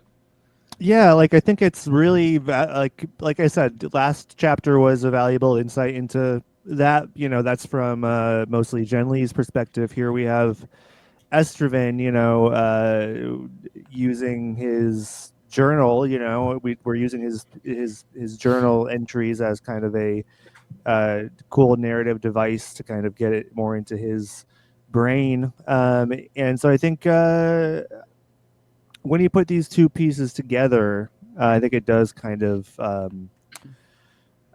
we have far more insight into who these people are and how they operate than we have previously, and it seems like they're really more kindred spirits or more connected than that, than they thought at the beginning. Even if Estraven believed in this traveler, this alien's message from the get go, I think um, the more Estraven spends time with him, the more he like realizes that, oh, this guy is worthwhile, and he's has some traits that I can really identify with, and so he goes into a lot of like, oh well, on the outside, like Cathenians would think that this guy is a wimp or this guy sucks, but I Yes. can see he has like this indomitable human spirit in him, and it's it's just it's like a cool process of getting around these blocks, these cultural blocks, cultural and biological blocks. So yeah, I mean, it seems like these two chapters really are like two parts of the same kind of thing almost. Yeah. Which is different than what we're used to. We're used to kind of getting one cool in-depth story chapter and then one parable or something like that, one sidestep. So yeah, I really do like the deepening of their relationship of both their characters individually and together here. Yeah. And I mean that sexual tension, or if you can even call it that, the tension that Kemmering brings in that discussion is just one small part of it. Yes. Yep. Well, I like a lot about what you said there, and I'm like, man, what do I want to go off on? But like, kind of what you were closing with on how, the way that these two chapters 15 and 16, the way that they, like play off each other, and that the one chapter like grants more insight into the other. Again, like as you were saying, as opposed to how the story has largely been structured, which is like going from one event to the next. And yes, sometimes you have different perspectives, but this is essentially the first time. Well, that's not true. I shouldn't say it's the first time, because like in Orgerin, you get a recounting of Genly and Estraven's experiences, but this does feel like the most prominent time where you have Genly and Estraven's experiences recounting the same event as they experience it together. I think that's maybe why it feels like more singular. And like, yeah, obviously that's really cool in terms of like their growth as characters and in relation to like one another, like their dynamic. But it really does make me consider sort of like the macro, larger kind of idea of the book, which always has this way of coming back to a dichotomy and a binary and a yin yang kind of split. And I think that Genly and Estraven are both kind of meant to represent kind of two halves of the same whole, as you're saying, as they come to realize like the more deeper truths about each other. It's sort of like, well, they find more unity than otherwise, and it's like, so it's like, I don't know if this is going to be entirely accurate, but I forget if this was last episode or the episode prior, but I was kind of going off on this thing about, what I think the Yomesh idea is within, and I was like, we were saying like there is no left hand and right hand, there's only hand, right? Which sounded stupid, but I'm trying to bring it back to that because I think that is what we're seeing here within Estraven and Genly, and within like the structure of the book itself. If you were to take Estraven and Genly as representing left and right, whatever position you want to ascribe to them. I'm not saying it's important, but if they each, are correlated to left or right, then this point of the book is representative of those hands meeting, and there's no longer like a separation or a differentiation between left and right. There's like a singularity and a coalescence of purpose. There is no left hand and right hand. There's only hand. And I think that that's what we're seeing here with Genly and Estroven. It's a breaking down of those barriers to create like their togetherness. However you take that, intimately or otherwise. Yeah, absolutely. I mean, we even get the title drop in this chapter. Yes. Yeah, Josh, roll credits. Am I right? Wait, was it a full title drop? Roll credits. Yes. Fuck, what page? I'm sorry. I'll tell you because I wrote it Connor's down. got it. Page 252. Oh. Yep, it was the poem. Shit.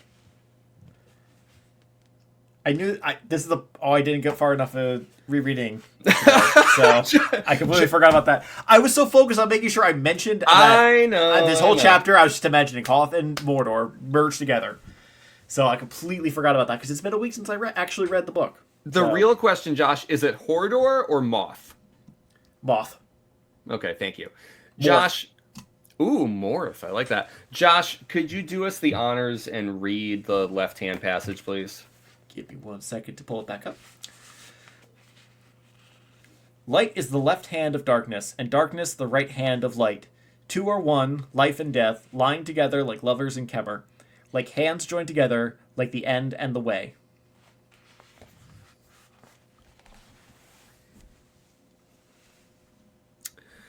I tell you what, if Tolkien was writing this book, we would have gotten 40 different passages, and they would have been 2 pages long each. Oh, yeah. Yep. How many Githenian songs have we not heard, Ooh. I know. I mean, I'm sure quite a few.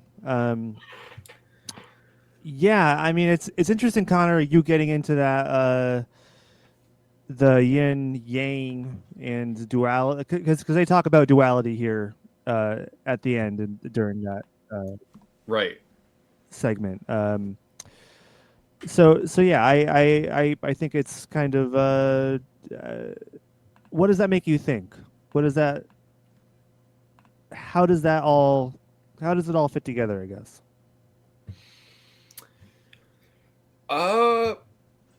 Well, that's a pretty big question, Connor. Josh, you want to take a crack at it? I don't know what to say. I mean, there's not really an answer. It's just it's an interesting conversation that they're having. Obviously, it's like funny to me that they can almost Estervin can almost only do this when he's in Kemmer because he's kind of his body is all kind of like riled up, like he's kind of like saying things kind of more like without any like hesitation or without thinking it, second guessing himself. So like they're at a point now where like these conversations could really only happen at this point, I think.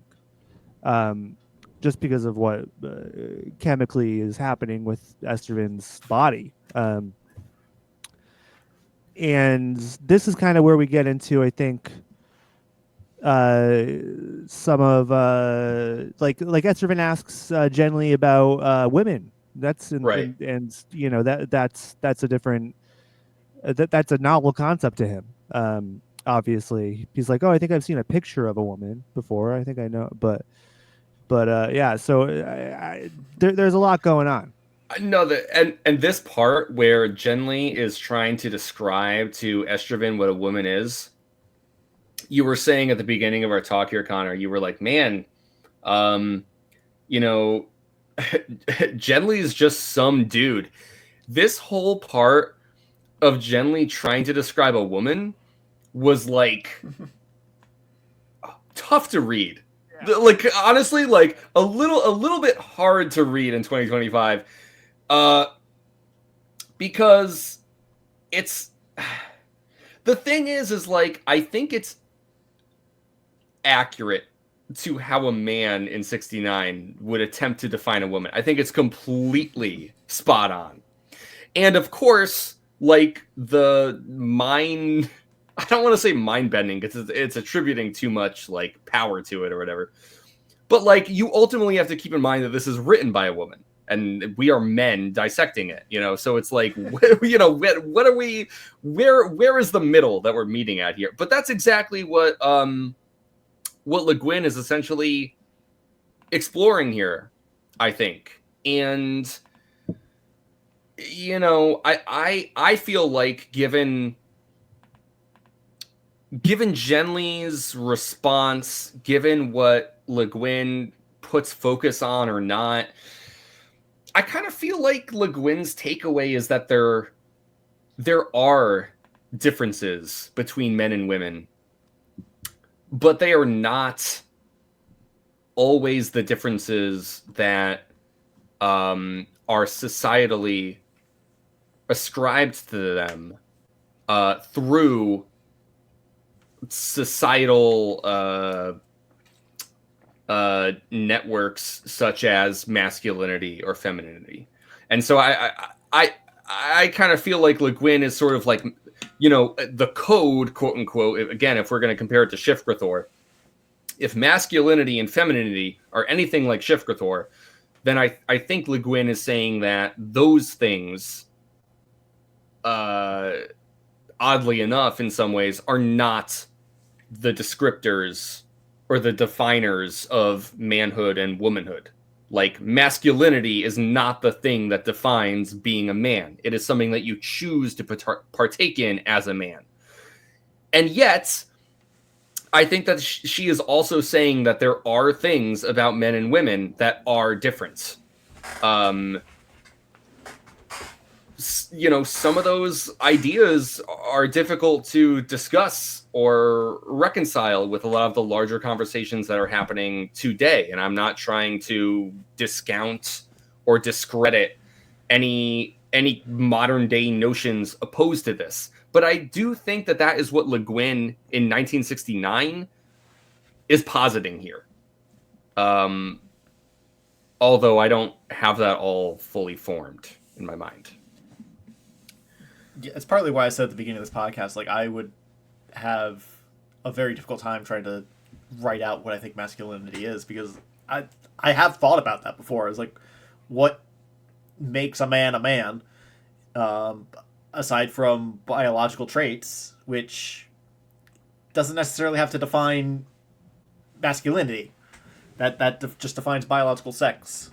And so I every now and then I just start running an exercise through my head, and honestly, what I come up most with, what I end up settling on, because it's just a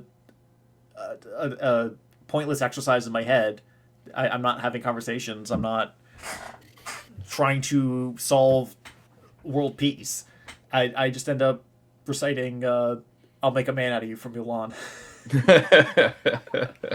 Because quite honestly, if someone were to ask the question, like, pointedly, like, what makes a man, it's like, I'd probably kind of resort to that, because it's not that toxic from my point of view. And a lot of the things that people might point to as being masculine traits, like, you could also point to being feminine traits in the right context. So yeah. And I think very tellingly, you know, Mulan, a biological woman, she's able to embody and portray all of those supposedly definitionally masculine traits. Everyone thinks that she's a man. And then in the course of the song, like, surpasses everyone else in the camp, in the training camp. Yes. So there. You know, Josh, you said that you weren't trying to solve world peace, but I think that you might have just solved gender. I think you just figured it out. We figured it out, guys. Let's attribute that to a bunch of white guys on a podcast. Let's do that. I think if everyone, like, if we all just sang, what's this? I'll make a man out of you. Right, for Mulan. If we just, like, as a nation, if we sang it as one, I gotta tell you, I think it would do a lot of good. I think we would be truly post-gender if we could do that. If people would just let people live, that would also solve a lot of problems. Yeah, that's the thing. I mean, for me, I've always felt like there's I've got one foot out the door, or I'm like through a looking glass watching the these culture wars or gender based battles, because I've just never really identified with being a man or masculinity really in any other way than just like okay, yeah, these things are like hardwired into me just because of when I grew up and how I grew up and stuff like that. Like, but it doesn't really matter to me all that much. Like, the way that it's I don't know. I just find it very interesting, and it's something that makes me feel alien, actually, like to witness, just because I am who I am, and I think that there is like femininity and masculinity in there, and it's all okay, who anyone else what that formula is for other people too. Yeah. No, completely. And I do think that's like a core idea of like what's being explored here, where, on the face of it, it'd be very obvious and easy to be like, well, a man's a man and a woman's a woman, and, I think Le Guin is both acknowledging or recognizing, it's like, that something is different, left hand, right hand. But when those two things come together, and it doesn't have to be like an intimate union, it could be an ideological one, right? It's like you're kind of saying that you haven't identified wholly with traditional masculinity, and there's aspects that you feel like could be described as feminine, and like, I feel that too. I get that, and I think that like it's sort of this understanding of like a deeper truth, and just like how Estraven and Genly feel isolated even within their own, well, Genly feels isolated on Gethin, and Estraven feels isolated in general even on Gethin.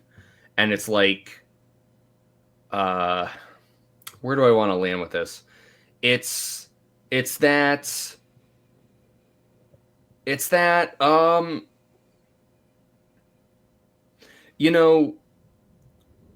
each of them, for their own reasons, feels like they are not seen fully, and yet, like, the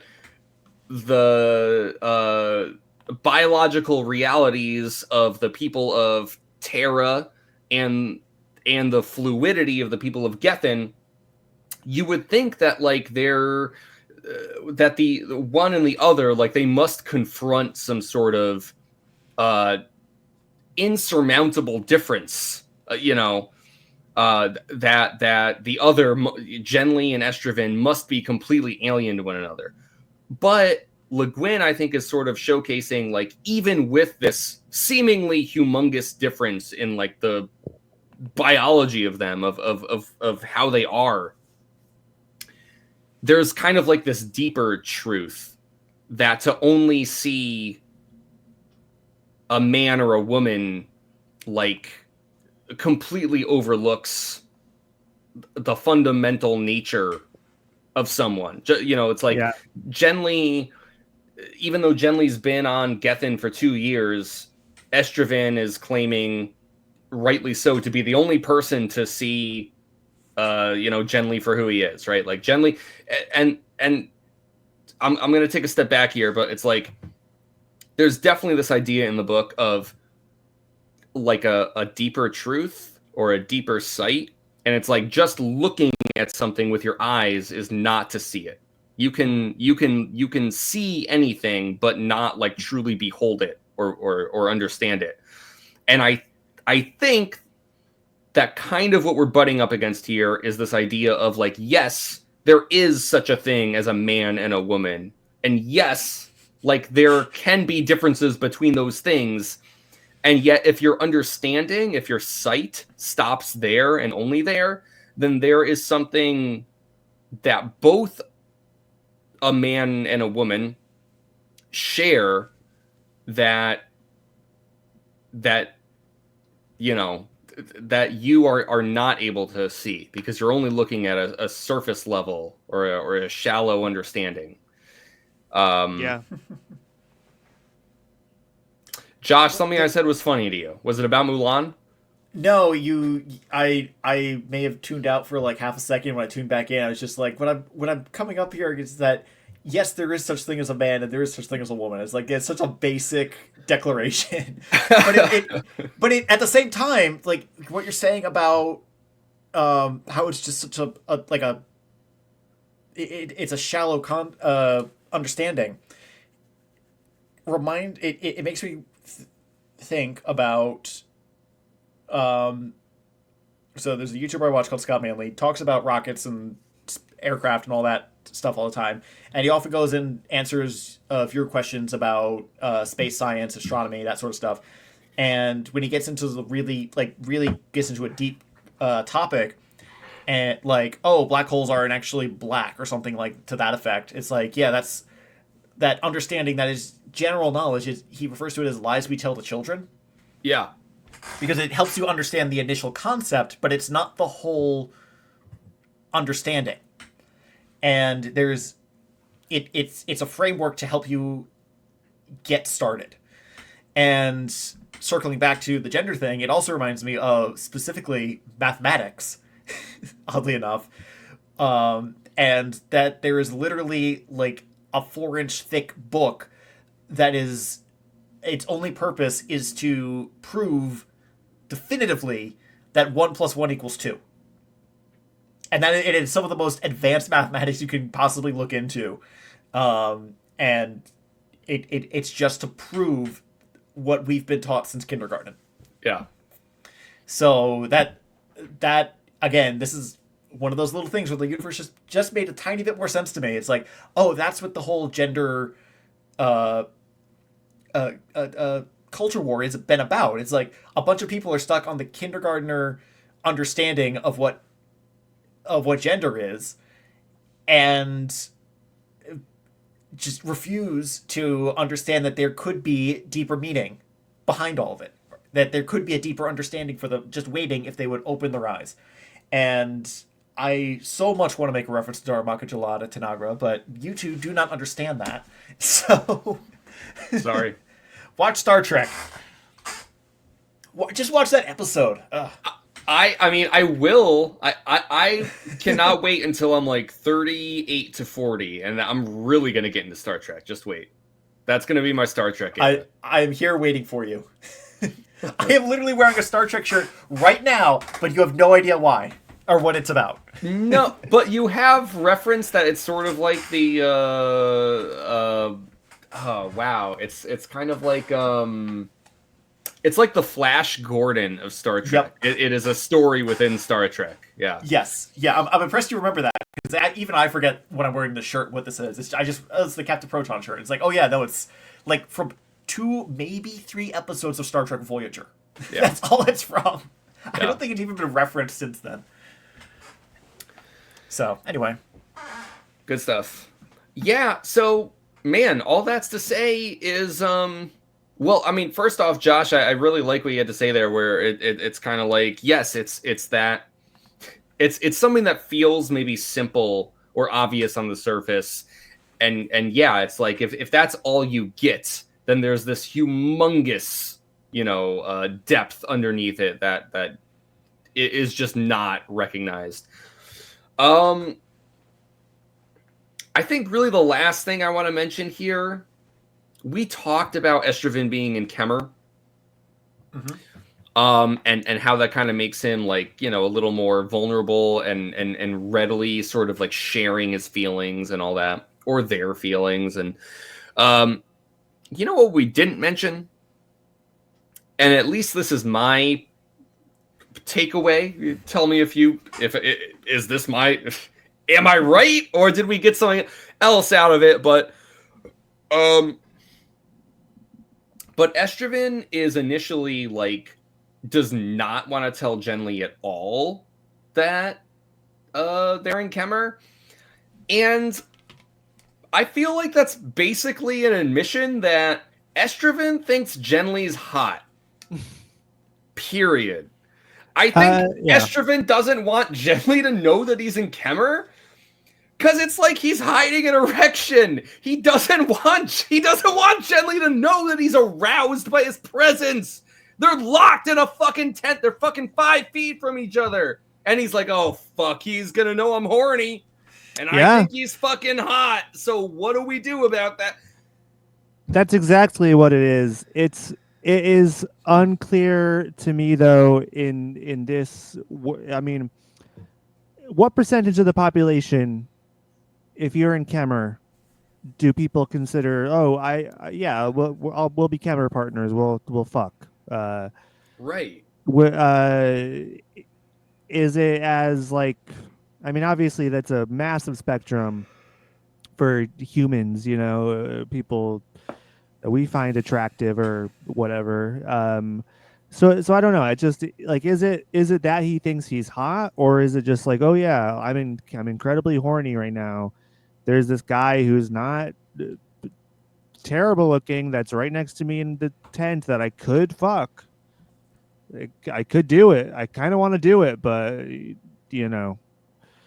I'd rather hide away. I didn't interpret it that way when I was reading. I interpreted it more as like he's just trying to save face. And I mean, there's a whole going back to the whole like reflections conversation from earlier. It's like there's a whole bit where Genly gets diarrhea just from the stew that they were making, and survival issues aside, there's a moment where Genly is where they finally have a bit of understanding between one another, where Genly is accepting of Estraven's orders to rest instead of trying to be the masculine, no, I can get through this. And there's that there's friction there from the fact that Genly wants to push through it when that's kind of dangerous to do in their current situation. But he humbles himself enough to understand that Estraven has his best interest in mind. And now we're seeing Estraven entering into Kemmer which is a natural process. It's just something that happens to him on a cyclical basis. Like, he knew it was coming, and it wasn't like, oh, I'm turned on by my traveling companion here. It's just like, yeah, it's almost my time of the month, and that's just going to be inconvenient because we have other things to do, and I don't want to have to deal with this right now. And so I was kind of interpreting his unwillingness to share his condition with Genly as a bit of his old personality coming through, and a bit of just a rare bit of Gethin modesty. They don't seem to be a very private. No, that's not the right word. Like, they're very open about themselves. It seems like, especially, or maybe that's just a perception I have from the book, because it goes into the whole, like, how are these peoples able to transition once a month? Yeah, I think it's just by necessity that they have to Kemmer has to be an open thing Yeah. just for society Yeah. to roll on. Right. Yeah, it is kind of like, it essentially Le Guin is sort of writing a book where it's like, what if everybody got their period, which is Yeah.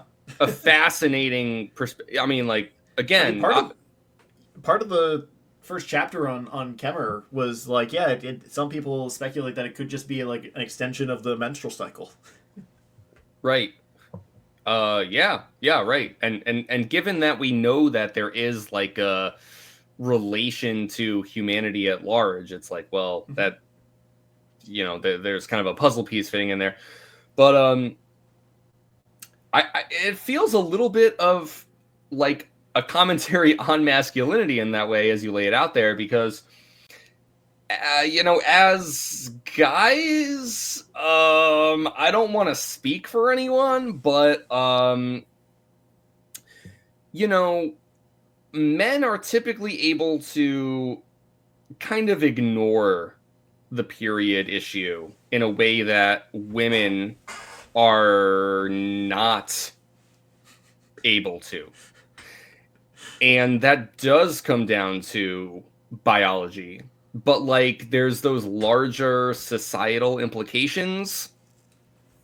And I think that sort of comes back to like the code of masculinity, where it's like, well, why the fuck, we're just guys here, why the fuck would we be talking about it, But then Le Guin is sort of exploring this idea of like, well, what if it wasn't relegated to manhood and womanhood, and just everyone uniformly got a quote unquote period?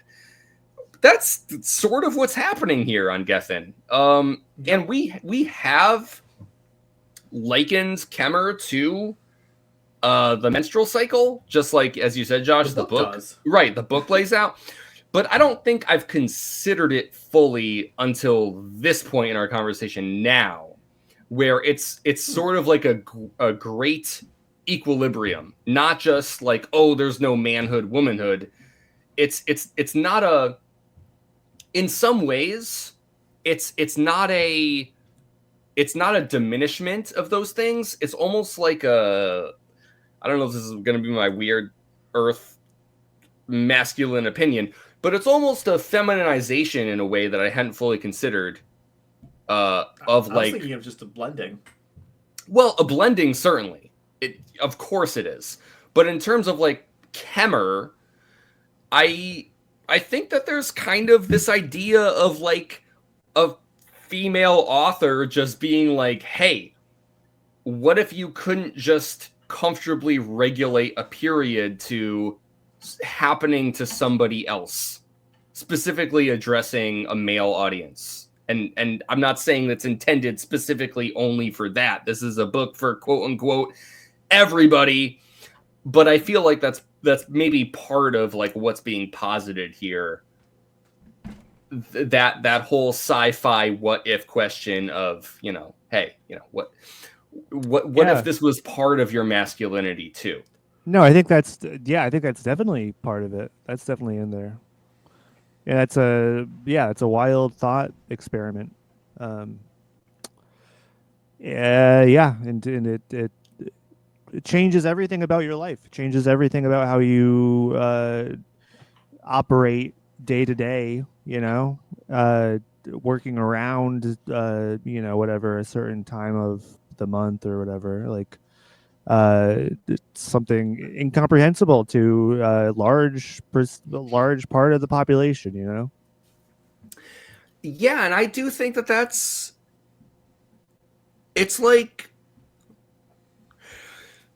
I think that we have touched on this in our conversation somewhere, and it probably was in relation to Kemmer, but we've talked about like the fight for like, I don't know if I'm going to say this right. I might just sound stupid, but like period rights, where there really is a movement where essentially the effects of the menstrual cycle are are to be recognized within like society at large, and it's like you should get time off for this, there should be like more readily available, potentially free or covered by like healthcare options for like this and this. And listen, hey, I'm not the ambassador here, I'm not the one who's knowledgeable, but I'm just saying, like, I'm aware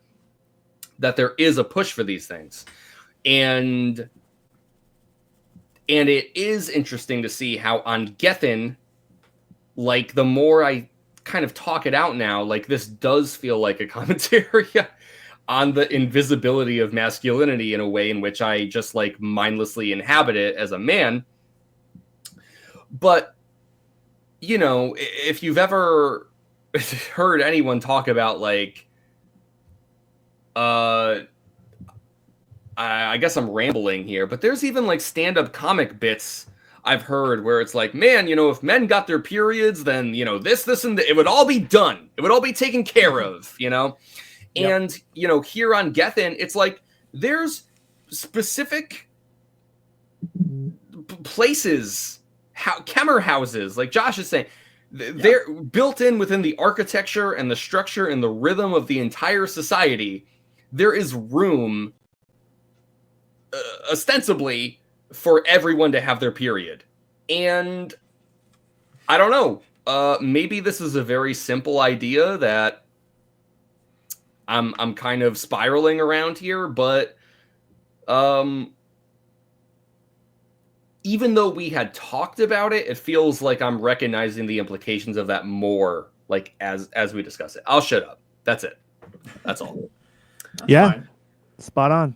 No, I think it's, I think this chapter, it's, I don't know, kind of, it's really the first time we see somebody like changing right in front of us, like withdrawn from things. It's making what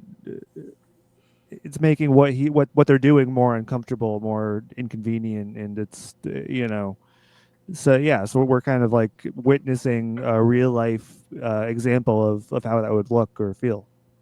Yeah.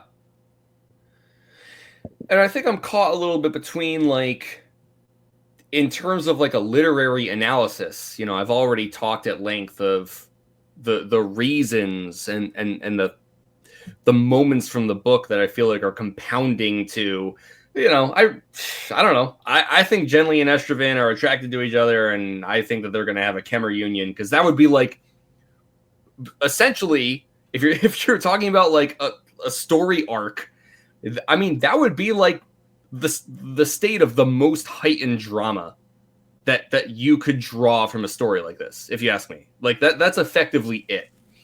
So you are going to be disappointed when we finish the book. I don't know, Josh. You're gonna find out very soon.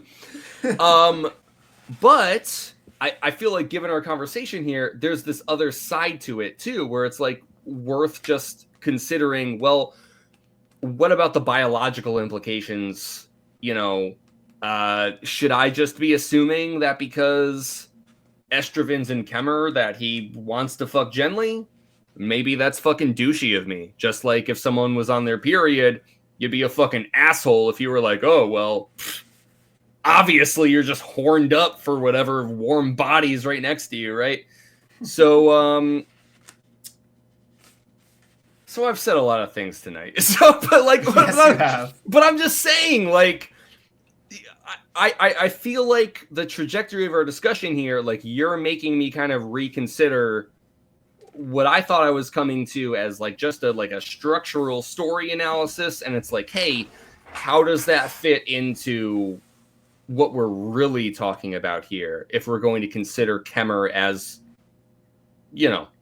related to the menstrual cycle on Earth. Like, is it right to make that literary analysis if you're also going to make that one-to-one comparison? I don't have all the answers. Nope. I'm just drunk and talking on a podcast. That's what we do here on Chapter Chumps. If you're the if you're the one person who subscribed to this podcast, you should know that. You should know that that's what happens here. Man, they're gonna be so upset when we actually start reading a Star Wars book. Oh, no, they're not, Josh, because I'm going to have a lot of stuff to say about dicks and holes and... Oh yeah, all the good stuff. No, I mean the person who complained about 16 minutes of Star Wars banter. Oh, no, you're right. Yeah. Oh, maybe You're right. for that reason, maybe to retain subscribers, we should not do Star Wars. No, sorry. Or maybe Connor, we'll gain more subscribers. It has to happen sooner or later. Have does, you I know. seen the Star Wars literary catalog? It is massive. There's no way We got to can read avoid it. every book in I chronological would love order. to read the X-Wing series with you guys, but you guys would not understand it the same way I would. Not understand. You would not enjoy it as much as I Okay, would. well, whatever. I used the wrong phrasing there. I'm sorry. I meant to say you would not enjoy it as much as I would. Right. Which is why I'm pushing the Thrawn trilogy. Josh has the experience of discovering Josh is- it through his yes. childhood because of his mom, and then his He's- entire basement being flooded and destroying his collection of prized Star Wars books. I completely get what you're saying, Josh. I think you're right. Anyways, Josh has got to go make dinner. Do we have Yeah, No, any, I don't, because I ate thoughts? before dinner. This To, it's before fine. podcast. It's fine. It's fine. I don't have anything else to say. I've talked enough about periods and hog holes and whatever else. I hope your wife could hear you in the next room. I am so grateful that she does not listen to the podcast. You have no idea. I don't even know if I would have a wife if she listened to the podcast. I don't know. Do we have any final thoughts on this last chapter? Estraven and Genly are going to fuck before the end of the book. All right, that's the grand You are going to proclamation. be so disappointed by chapter 20. That's the grand proclamation. I can't say anything more. I can't confirm nor deny any theories spouted by either of you two. It's weird being Yeah. on that side of the wall this time, isn't it? Yeah, it's a good place to be. Yeah, well, guys, I'm excited to get to the end game here. This is where all the Avengers team up and defeat the crystal guy. Exactly. Crystal guy. Yeah. Yeah, I can't wait for our Gaven to snap his fingers and make the planet disappear. yes. Josh, did you skip to the end and read the last page? Who knows? All right. Well, we will reconvene next week, chapters 17 Maybe. and 18. You guys can get your shit together. I read on Tuesday. I was If ready you guys for can Wednesday. get your shit, Josh, you were reading when we pressed go today. You were. I was rereading. We know. Anyways, if you want to be like our other subscriber, you can go to youtube.com /corrupted TV, but it's corrupted TEEVEE. And you can find all of the Chapter Chumps episodes on video on YouTube. So that's pretty cool and exciting. You can also subscribe on. playlist for that, Cotter. Yeah, I know. Right before the podcast. Okay, You got yeah. Green No, Dudes. You should I've had probably the look for same. Chapter I've had Chumps. the same thought. I'll do that. Oh, actually, sorry. I told you, Josh. See what he does for Green Dudes that he doesn't do for Chapter Yeah. Jumps? You No, see actually, that? I know. make a separate playlist for each book. No, I know. You see what he does. I know. Alternatively, you guys could do that if you wanted to. As I well. don't have access to that account. It's not my job. I It's can not my. get- I can It's get not the my job at the password end of the over to day. you. It's not my job. Sorry. All right. Anyways, you can also subscribe on Apple Podcasts and or Spotify. Leave us a nice review and a 5-star rating. You can email us at chapterjumpspod@gmail.com for any questions, comments, concerns. But most of all, folks, until next time. Gender is a construct? There we go. Gender is over. Thanks to Josh. I'm imagining that to the War is Over Christmas song now. Gender is over. If you want it. If you want it. All right. And Good enough. YouTube, that's it for you. You get some bonus content today. Fuck off. All right.